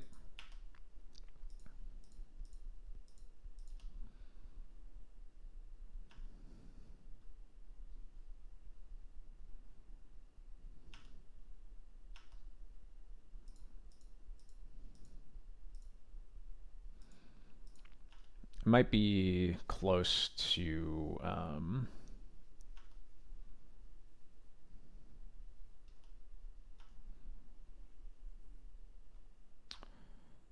what am I saying?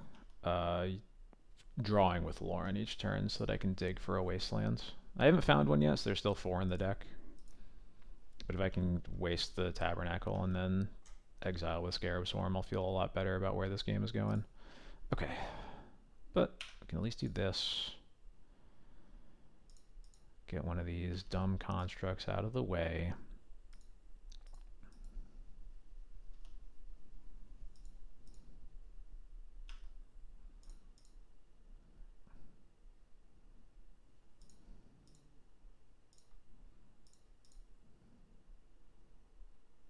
Actually, I'll do this. Forces double block forces a maze activation. Yeah, that works for me.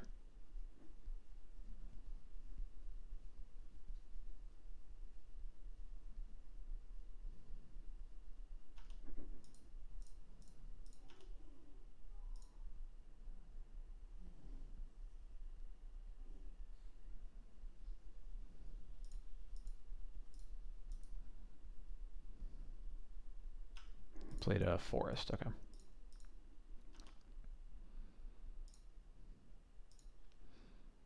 I am going to surveil here.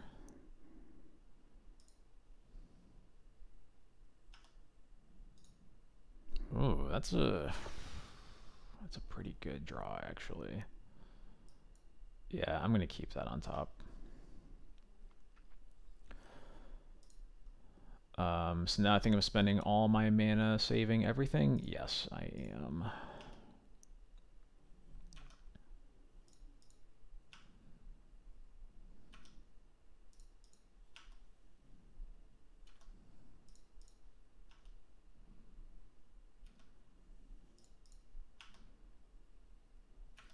I guess I have 1 more mana than I thought I did. Don't have to pay for this. Keeping this on 3 one more time. Go to draw.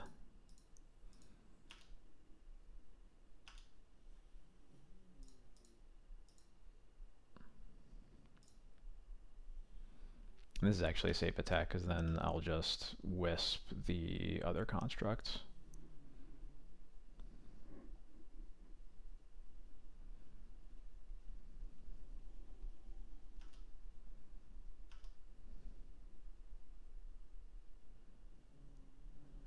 Puts him to 1. I guess I had lethal there that I should have acknowledged. Whoops.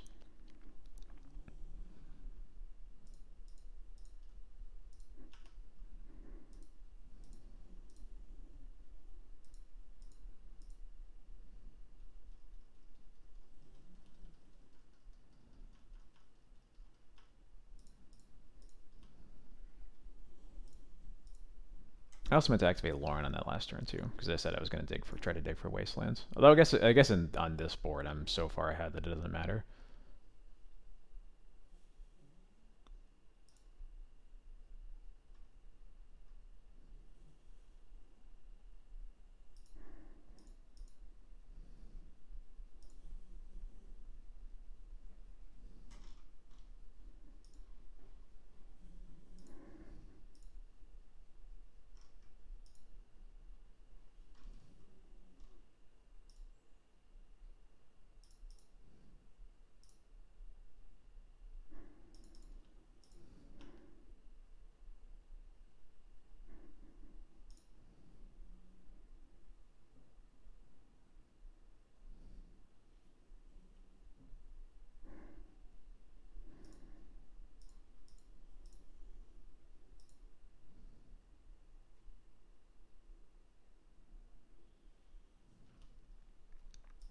Crop rotation.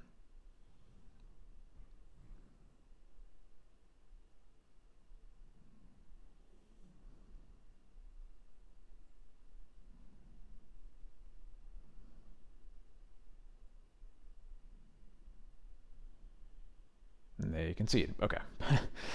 Phew. Alright, that was way too many game objects. Cards I want to bring in are all of these. I think I want all of these as well. Definitely going to get rid of the Thalias and the Jite. They have Reclaimer, so I'm feeling more inclined to mostly just keep the removal in. Which would mean I'm just cutting more Bowmasters. Leaves the 2-drop spot feeling pretty empty, but that's just kind of how it goes.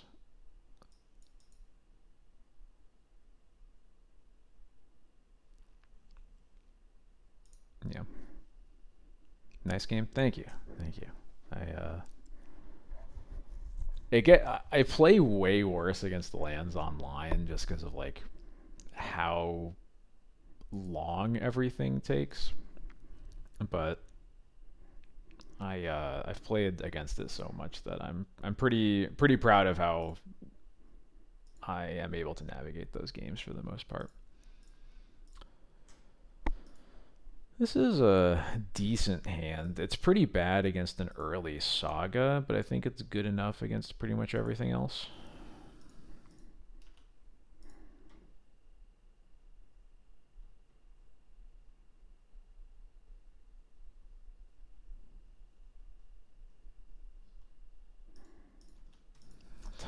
Immediate turn one, just play Saga, nothing else. Yeah, okay, cool.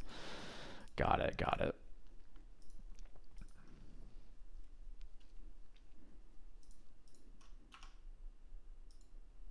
Wasteland? Can I find a Wastelands?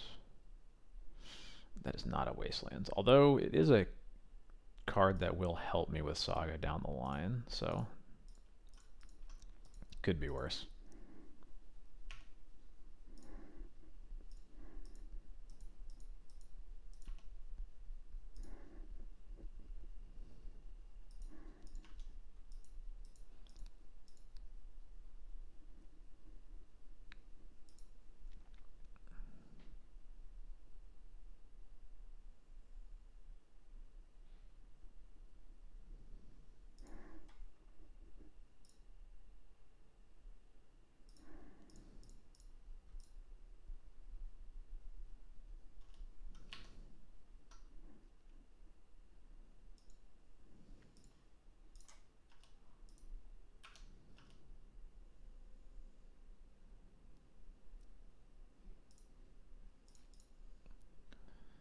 I don't hate swords to plowshares, but for now I'm just going to start with Stoneforge. We have enough graveyard hate here that, oops, sorry, that I'm just going to get a Cauldron.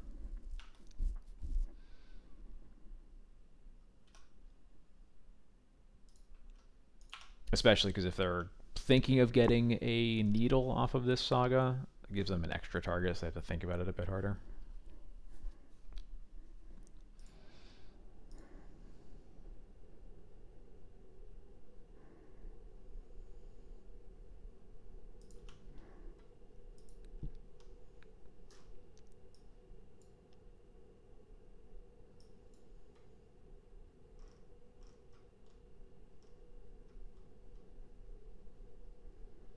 FL Legacy Club, thank you so much for the raid. Hope you had a good stream. Welcome, everybody. We're playing a real slog against lands right now. Yep, there's Needle. They didn't make a construct, which is interesting. I wonder if they're going for a loam here. They name Vile with the Needle. Okay. Hey, Chest Knight, how's it going? Please tell me you're trying to loam.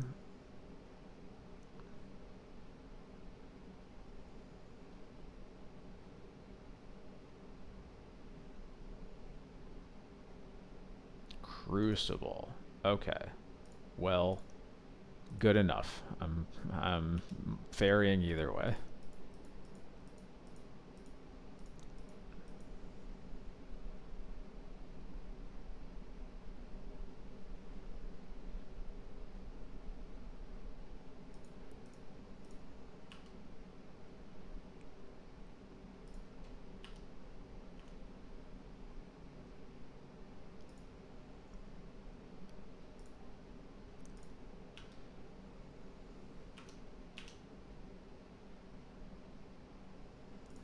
Well, That's not so good now, but maybe we'll be playing it soon. Um, yeah, we're just gonna get in there. Um, I'm not gonna use the swords on this construct because I'd rather use the wisp on it and hold the swords for something that is more threatening. Especially because we're winning this race as it is anyway. We're doing all right. This is our 5th match of the evening, if I remember right. Yeah, it's 5th match. 2-2 on the night so far. It's spread across multiple leagues, so that's why it looks like we are in the first match.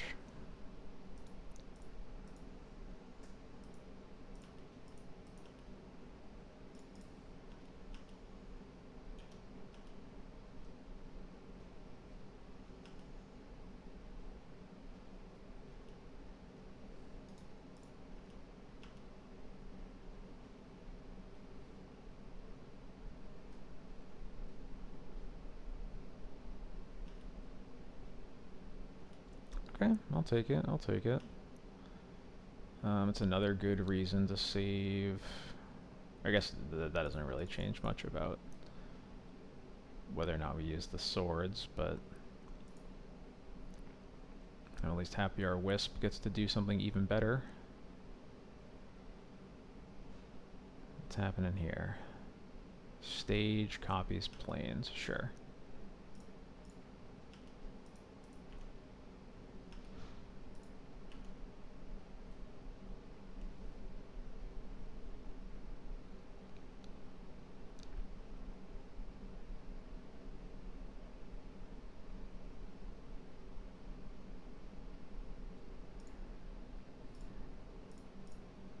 Play another Wastelands. Gross.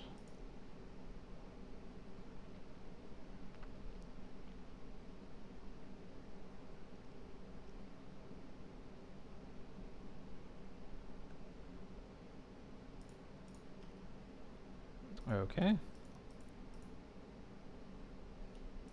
Got it. I can live with that.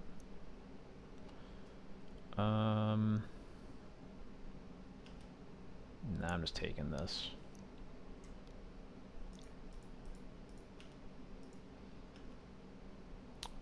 Yeah, I'm gonna tick up. Solitude. It's an okay draw, not an amazing one, but I can at least do this.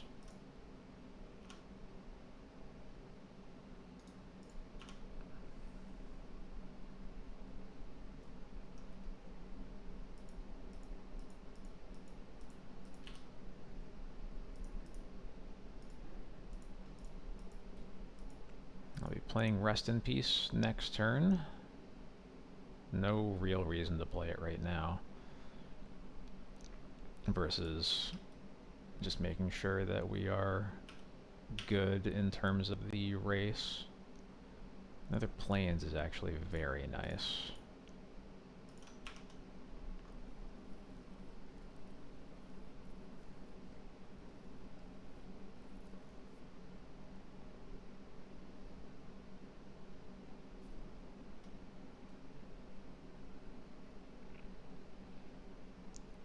Suspect this blast zone might be going up to 2.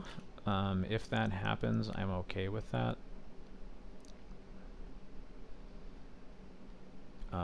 Because it means the wisp is staying in play, which is the creature doing them the most damage. It means it gets rid of the sphere, so I don't have to worry about that. Or we are just dying to a Dark Depths. And the only way we don't die to Dark Depths here is if we don't cast the Rest in Peace, which I think has its own problems. So I guess we could also like hold back with the Wisp, but I don't think that's realistic either. Okay, that's a bummer.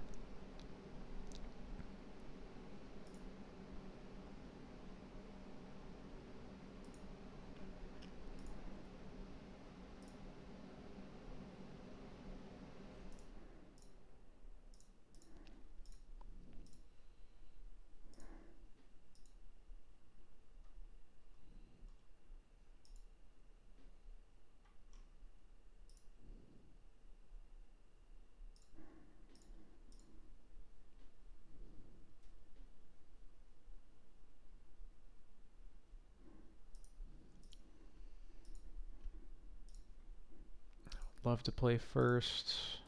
What do we got? Yeah, I can work with this.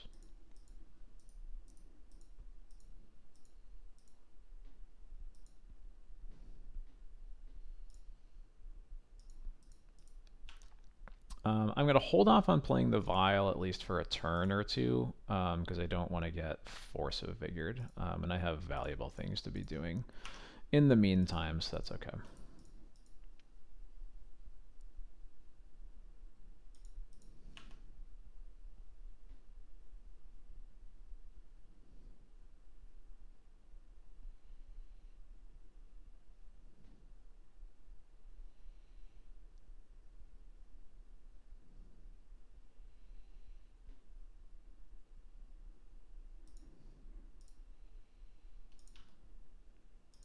Mox Diamonds, what do you pitch? Horizon can't be sure. Is 60 card D&T reasonable for someone just getting into D&T, or is it better to just go straight to the Yorion build? I would just go straight to the Yorion build. I don't really think that there's much value in starting at 60. The 80 card is better. Just straight up, it's not that much more. If you when you're talking specifically mono white, there's not that much. Basically, adding the cards to get to 80 generally isn't that expensive. It's basically just Solitudes for the most part, is the only card you're not already getting 4 copies of that's worth anything. So, yeah, I would just go straight to Yorion. What am I doing here? I think I'm just playing Wasteland and passing. I could attack with the mom. I don't think that's absurd, honestly. It's not really going to get that far. Yeah, I think I want to keep mom in play in case I draw something actually good.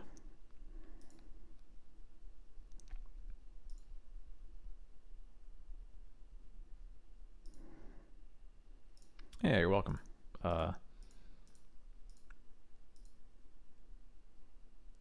Yeah, I think there's just not much value in playing 60 card in any respect. So yeah, I think the most valid reason is that it really is a budget consideration. You just can't get that.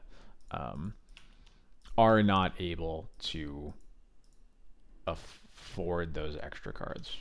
Literally will never say anybody is wrong for not having enough money for it, but I think that is the reason. That I think that's the one explanation. Well, yeah, I'm gonna start attacking with this mom now.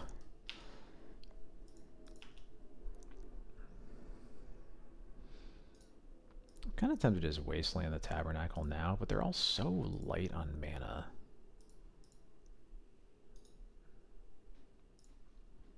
Kind of more interested in wasting the stage. I guess I maybe waste it in their upkeep.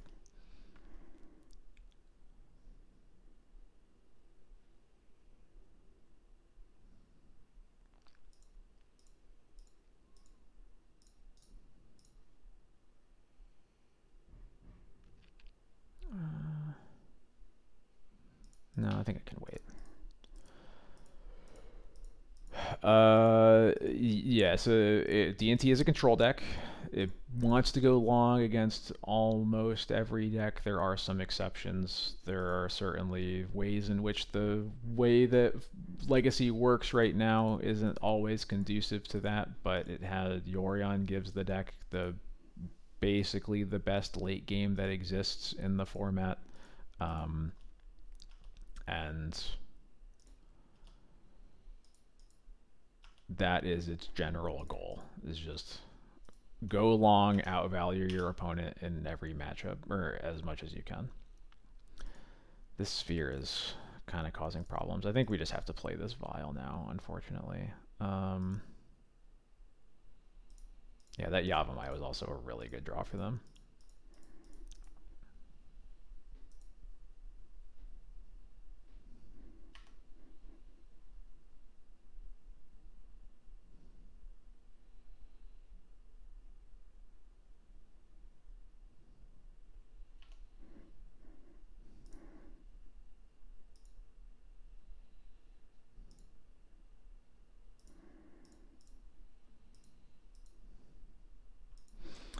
Yeah, that's what I was worried about the whole time, but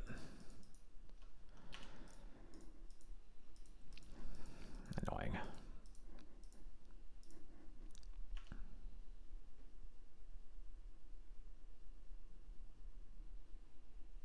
I think my best bet right now, honestly, is my opponent just not having the time to kill me.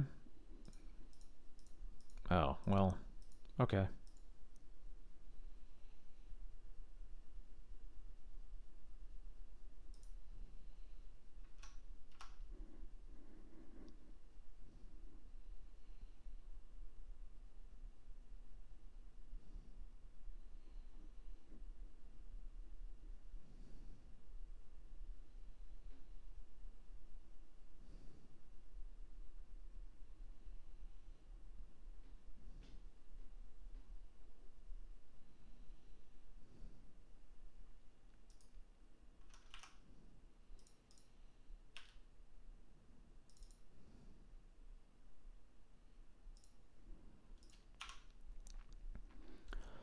Okay, well, I think my best bet is let my mom die and hope to draw a land.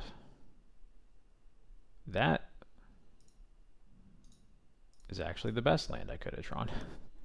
And now I'll get this rest in peace out of here, and I don't have to worry about any loams or anything.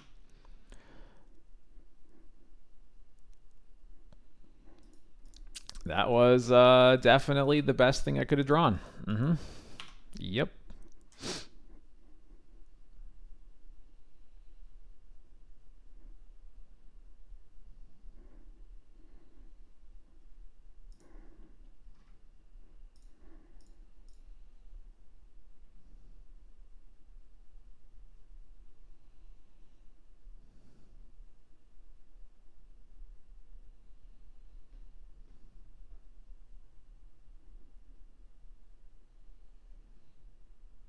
I'm curious what they would be getting here at sorcery speed. Another depths? Okay, sure.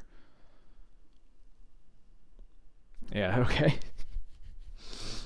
Well, I don't even have to clock them out. They just give up. Yeah, I was just gonna wasteland that next. All right, one more match, then we're gonna call it.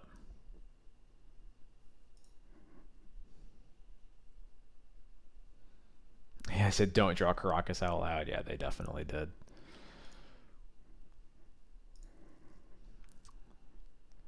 Magic Online heard them.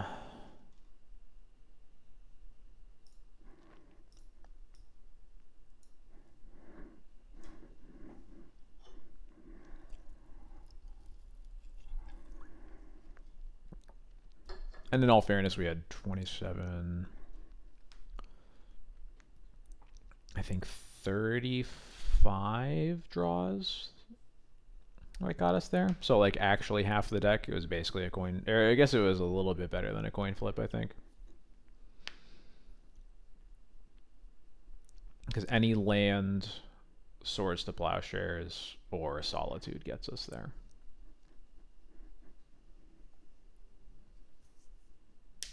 Or sorry, Solitude does not, because of the sphere.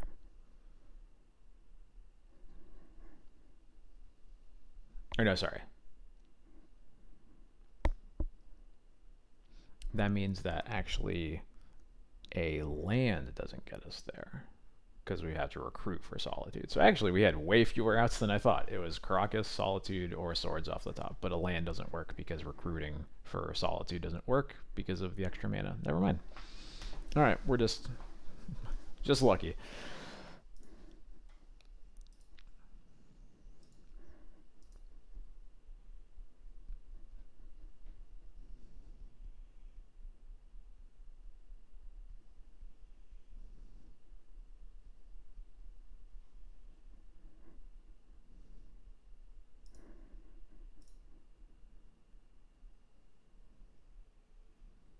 My computer is telling me there's a frost advisory. What happened to spring? Are you kidding me? I'm gonna look this up.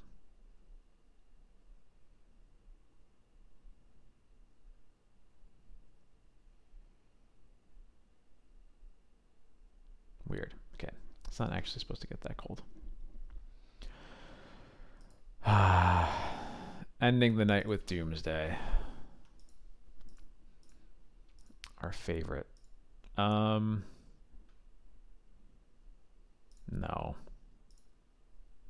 Super no. That last hand was like marginal. This one's unkeepable. This doesn't really work either, but I guess we'll go for it. Put back Scarab Swarm and I think put back Scarab Swarm.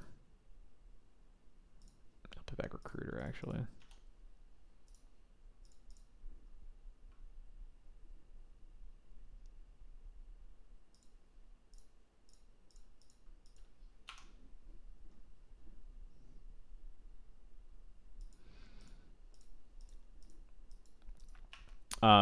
If certain things happen, there is a possibility they have to go for a pile that does not leave their deck entirely empty. They are playing Delver anyway. I have played against this person 8 times. They've never not been playing Doomsday. So this is actually very funny.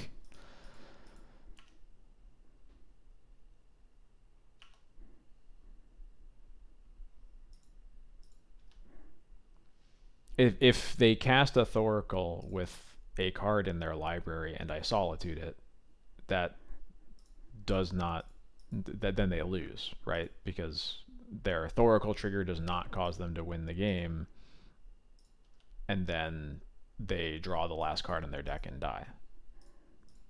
That doesn't happen very often, but it is a thing that can happen, certainly.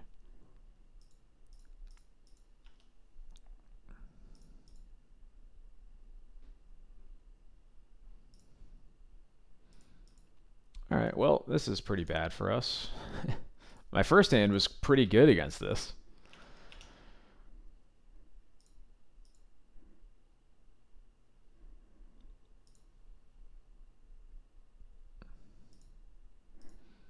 Do they salt? I've never had this person salt at me at all. I don't think they've said a word to me, actually. Oh, Rambai, I already said that. Yeah, my 7 was much better against this.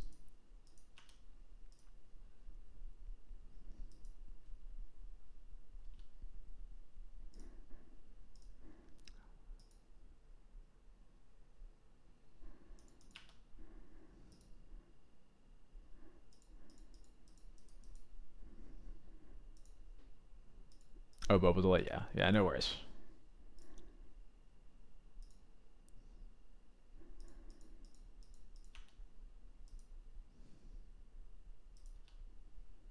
Lightning bolt. Okay, okay.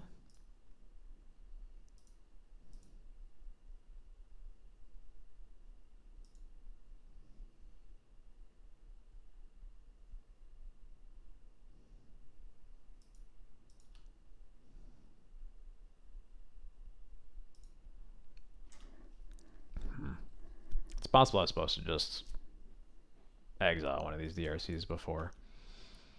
Um,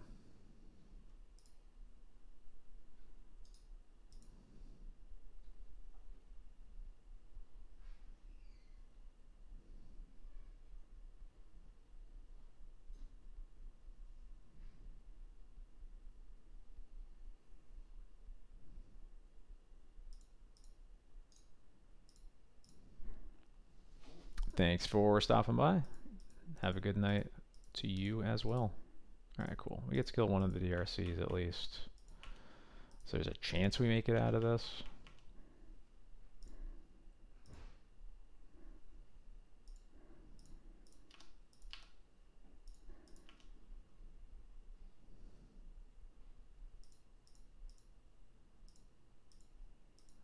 But we definitely got to draw like banger after banger. No dead draws allowed. Gets us closer to casting a Yorion at least. Don't think I can call that a dead draw, even if it's not a good one. They have a bolt, so they just need a second bolt and then we're dead. Actually, I guess the bolt means that Yorion doesn't actually work.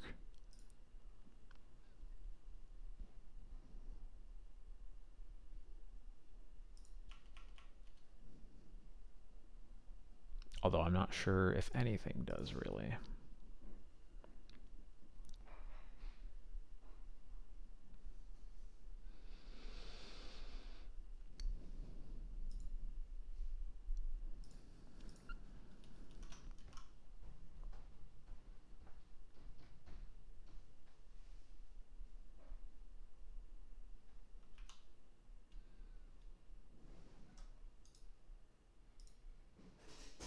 Yeah, we just go to the next one. Okay, well, we've been juked by the Doomsday player. They really got me.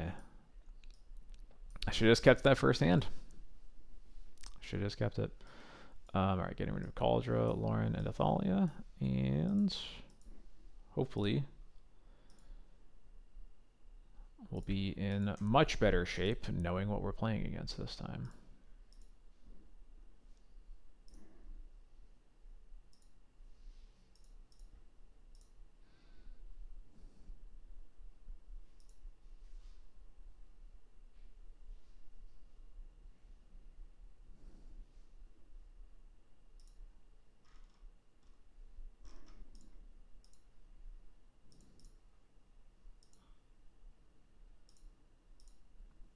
This hand is a little clunky and expensive, but I think that we can keep it. Yeah.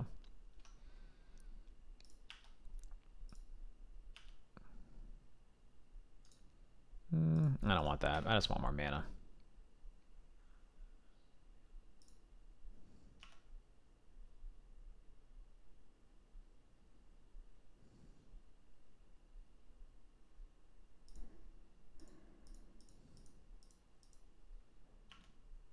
Portent. You got it. That's fine by me.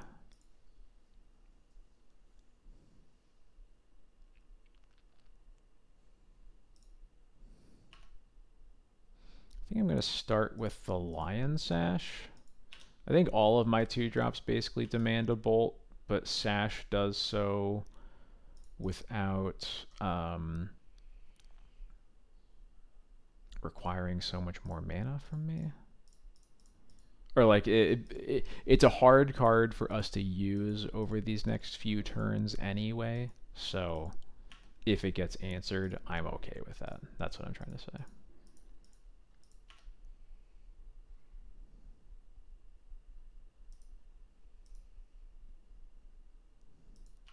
Mm-hmm.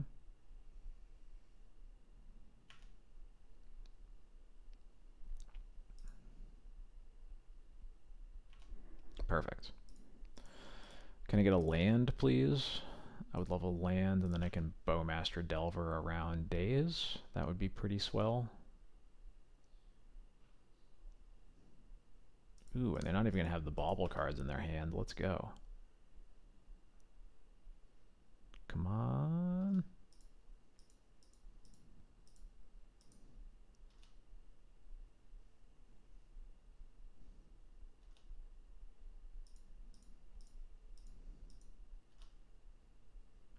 Nice.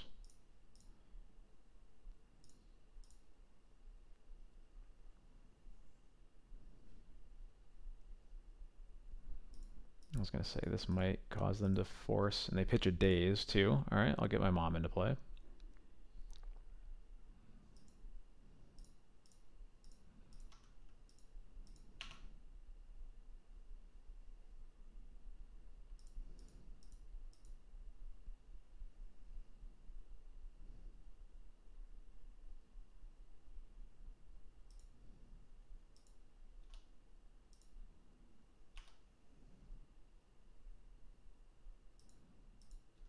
Force of Will. Okay.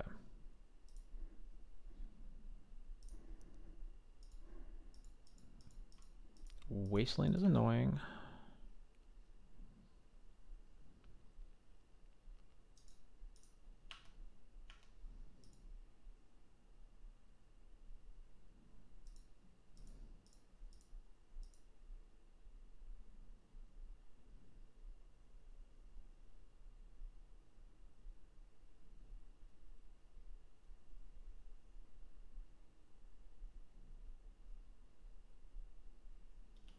Another bolt. Okay.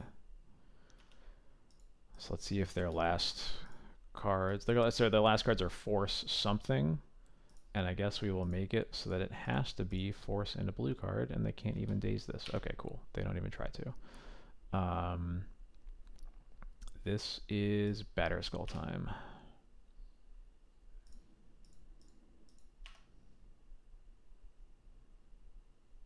Mostly just hoping for not a Murktide at this rate.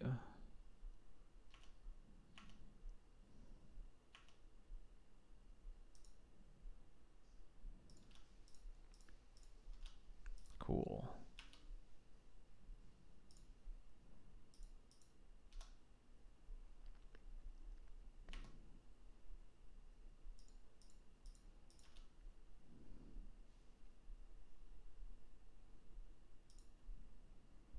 Sure.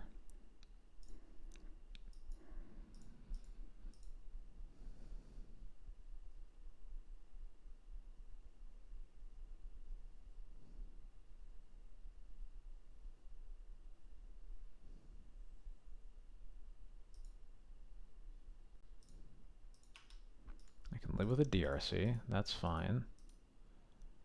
As long as it's not a Murktide. That's all I want to dodge, just specifically because I know they have force in their hand.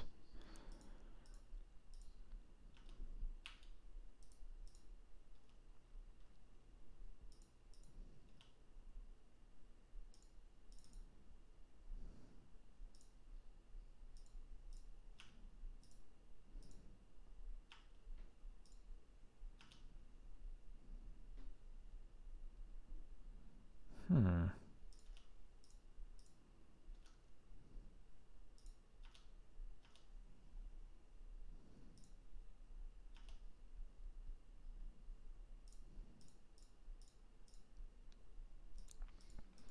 I think I'm going to get a Skyclave with this. Oh, this gets the force out of their hand. Force pitches a daze. Okay. Yeah, that works. And they bin a Flooded Strands. Okay. I'm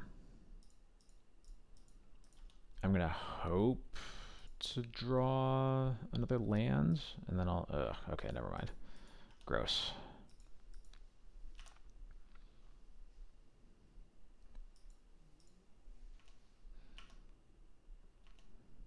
This race might still be in my favor. We'll have to see.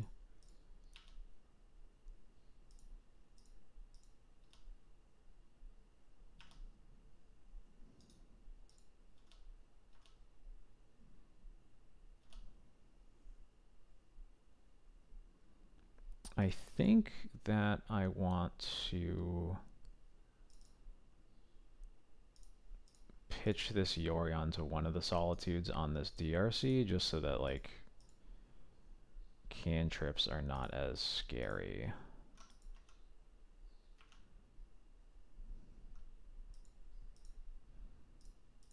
Also definitely takes any guesswork out of whether or not we win this race.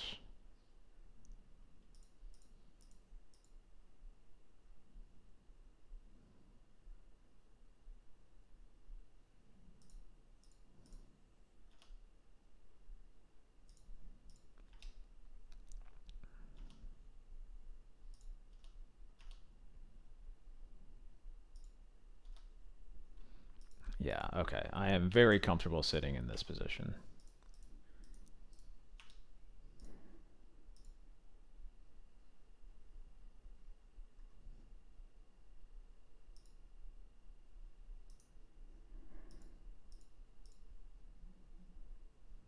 All right, on to game 3. You can type exclamation point deck list, I think. It's also on the Stream Decker. You should see the overlay there.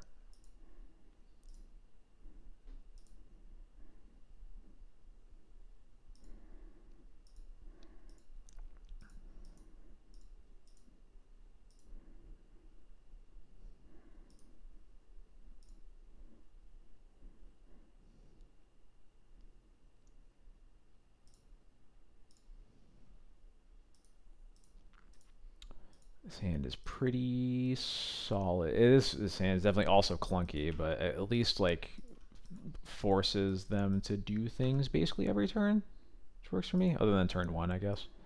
Turn 1 is our weak point. But let's just draw a Mom or Aether Vial or Swords to Plowshares or Thoughtseize. Any of our 1-drops are good here. Never mind, no 1-drops. Yeah, I'll play Windswept Teeth.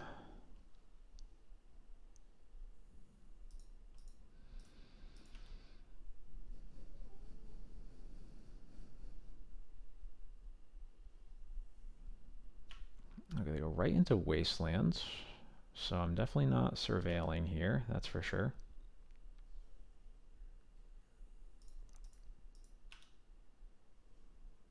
Ooh, another Stoneforge.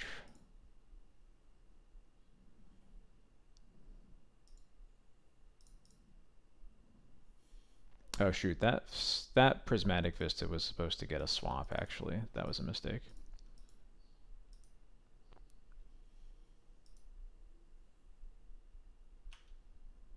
Seek the Beast. That explains.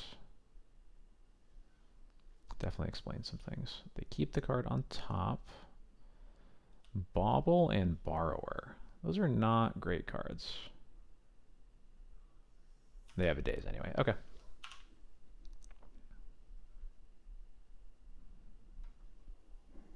That works for me, because that's just, I mean, this Borrower is just gone, and that's one of the hardest cards to play around from Delver, so.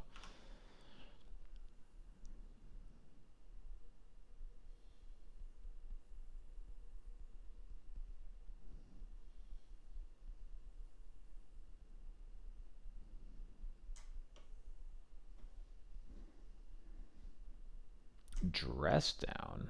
Whoa. That is a weird card to see out of Delver. I guess it's pretty good against all the synthesizer decks, so I see it.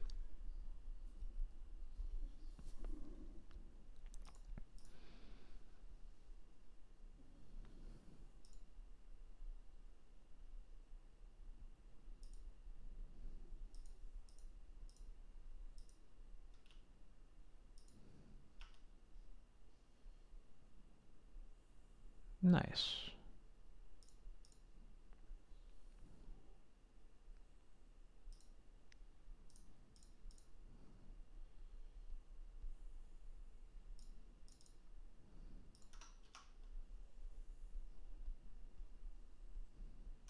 Other days? Yeah, it's alright. I can live with that.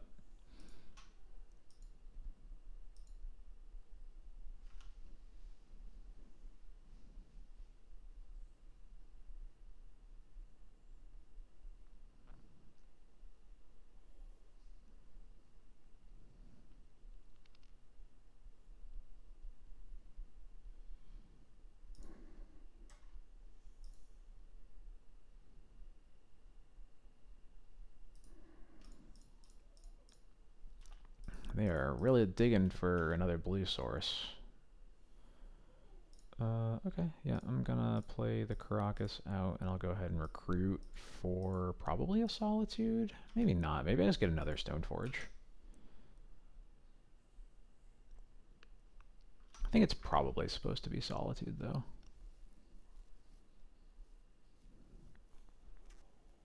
Because this feels like a spot where it's pretty easy for them to have Force of Will once they... I have a feeling there's a Murktide rotting in their hand. They're trying to find the second blue source.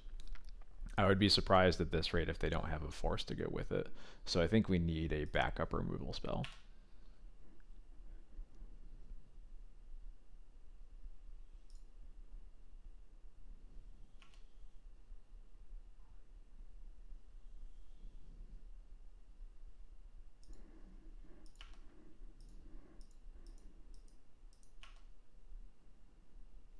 This is, End Step Brainstorm's a little weird, but I guess it's just further proof that this is going to be a Murktide turn. Or maybe a Question Gear turn. Okay.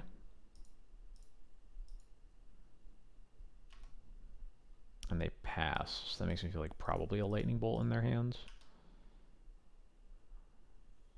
Ooh.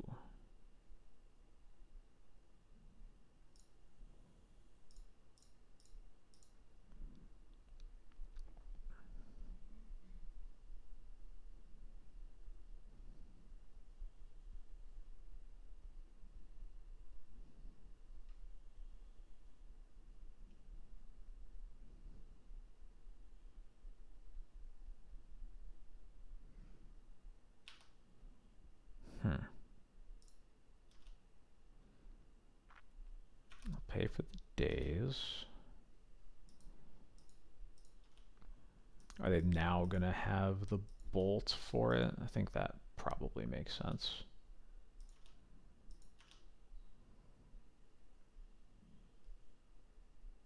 Yep, okay. What am I getting out of there? I think getting spells doesn't really make much sense. They have too many, so I think I'm gonna get the baubles out of there.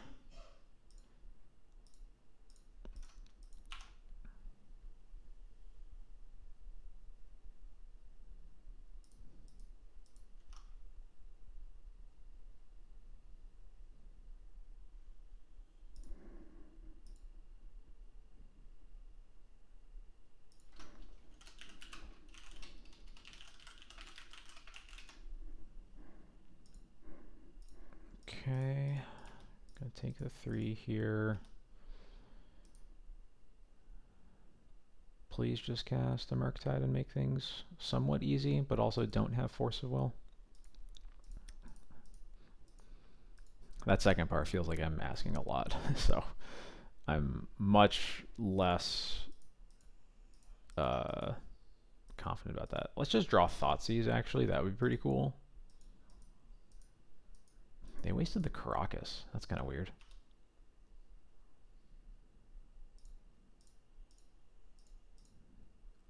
No force, no force, no force. Let's go.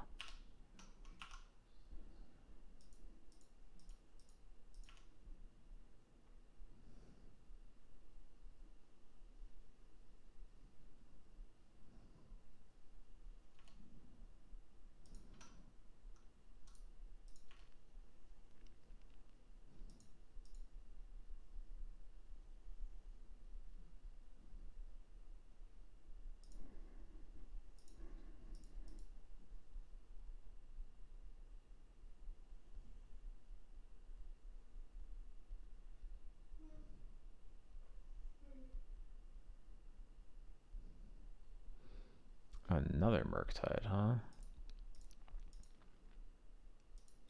Okay. Well, now I'm going to cast the Solitude that you already know about.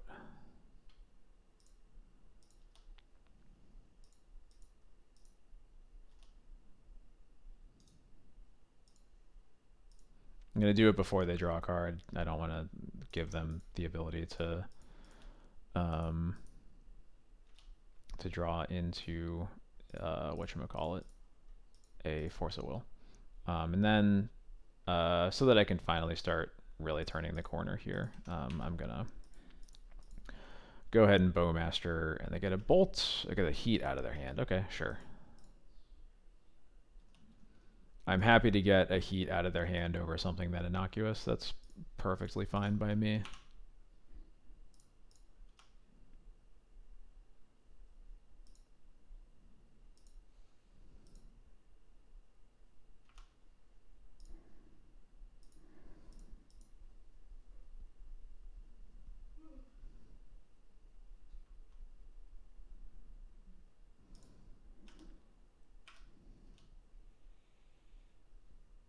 Ooh, another Solitude.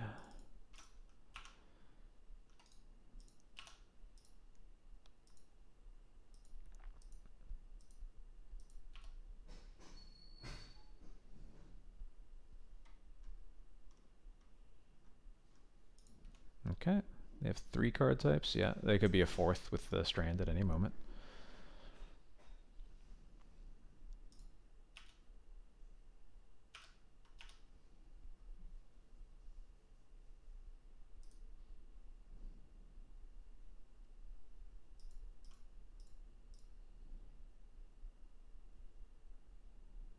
I wonder if I actually have to Solitude that here, just to be safe.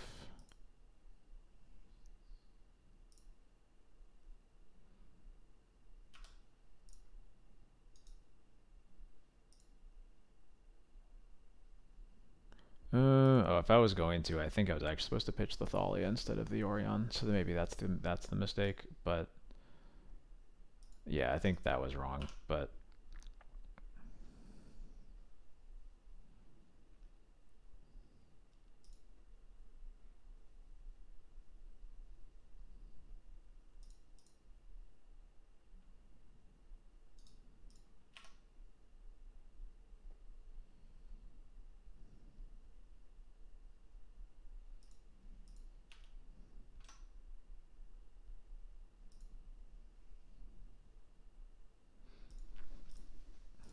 Yeah, that was definitely wrong. We might still be okay, but I regret that choice.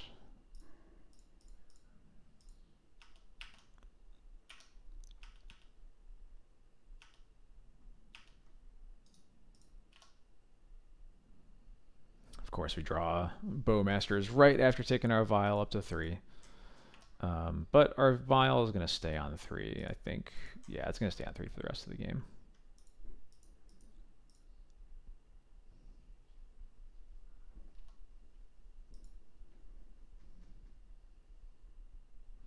Yep. One of these planes was also supposed to be a swamp. Definitely just like didn't get it for no reason. Um, so my opponent should be at 14 and basically dead. Okay, then we got it. Phew. All right. Well, we are going to call it there. It's getting close to my end time. Hopefully, I will have the time to finish this league before the Sunday stream, so that we can start fresh then. Um, I don't really think I have any announcements or anything to make, so I think we're just gonna go ahead and call it, and I'll go over to this little screen right here. Um, Thank you, as always, for watching me, caring about my silly little stream. If you missed any of this and want to check it out, there's the link to my YouTube down there. All of the VODs from this stream, all the VODs from the stream end up there basically overnight. Also have my Patreon where I have a sideboard guide for D&T that is updated monthly. The May update will be coming out very shortly. Got an article in the works as well, kind of the, couple last pieces of writing I'm going to do before Modern Horizons 3 changes everything. And also my Twitter if you want to see me talk about random nonsense. Don't think I see anybody to raid, so I think we're just going to go ahead and call it. Thank you so much, everybody. Hope you all have a good evening or whatever time of day it might be for you. Yeah, see ya.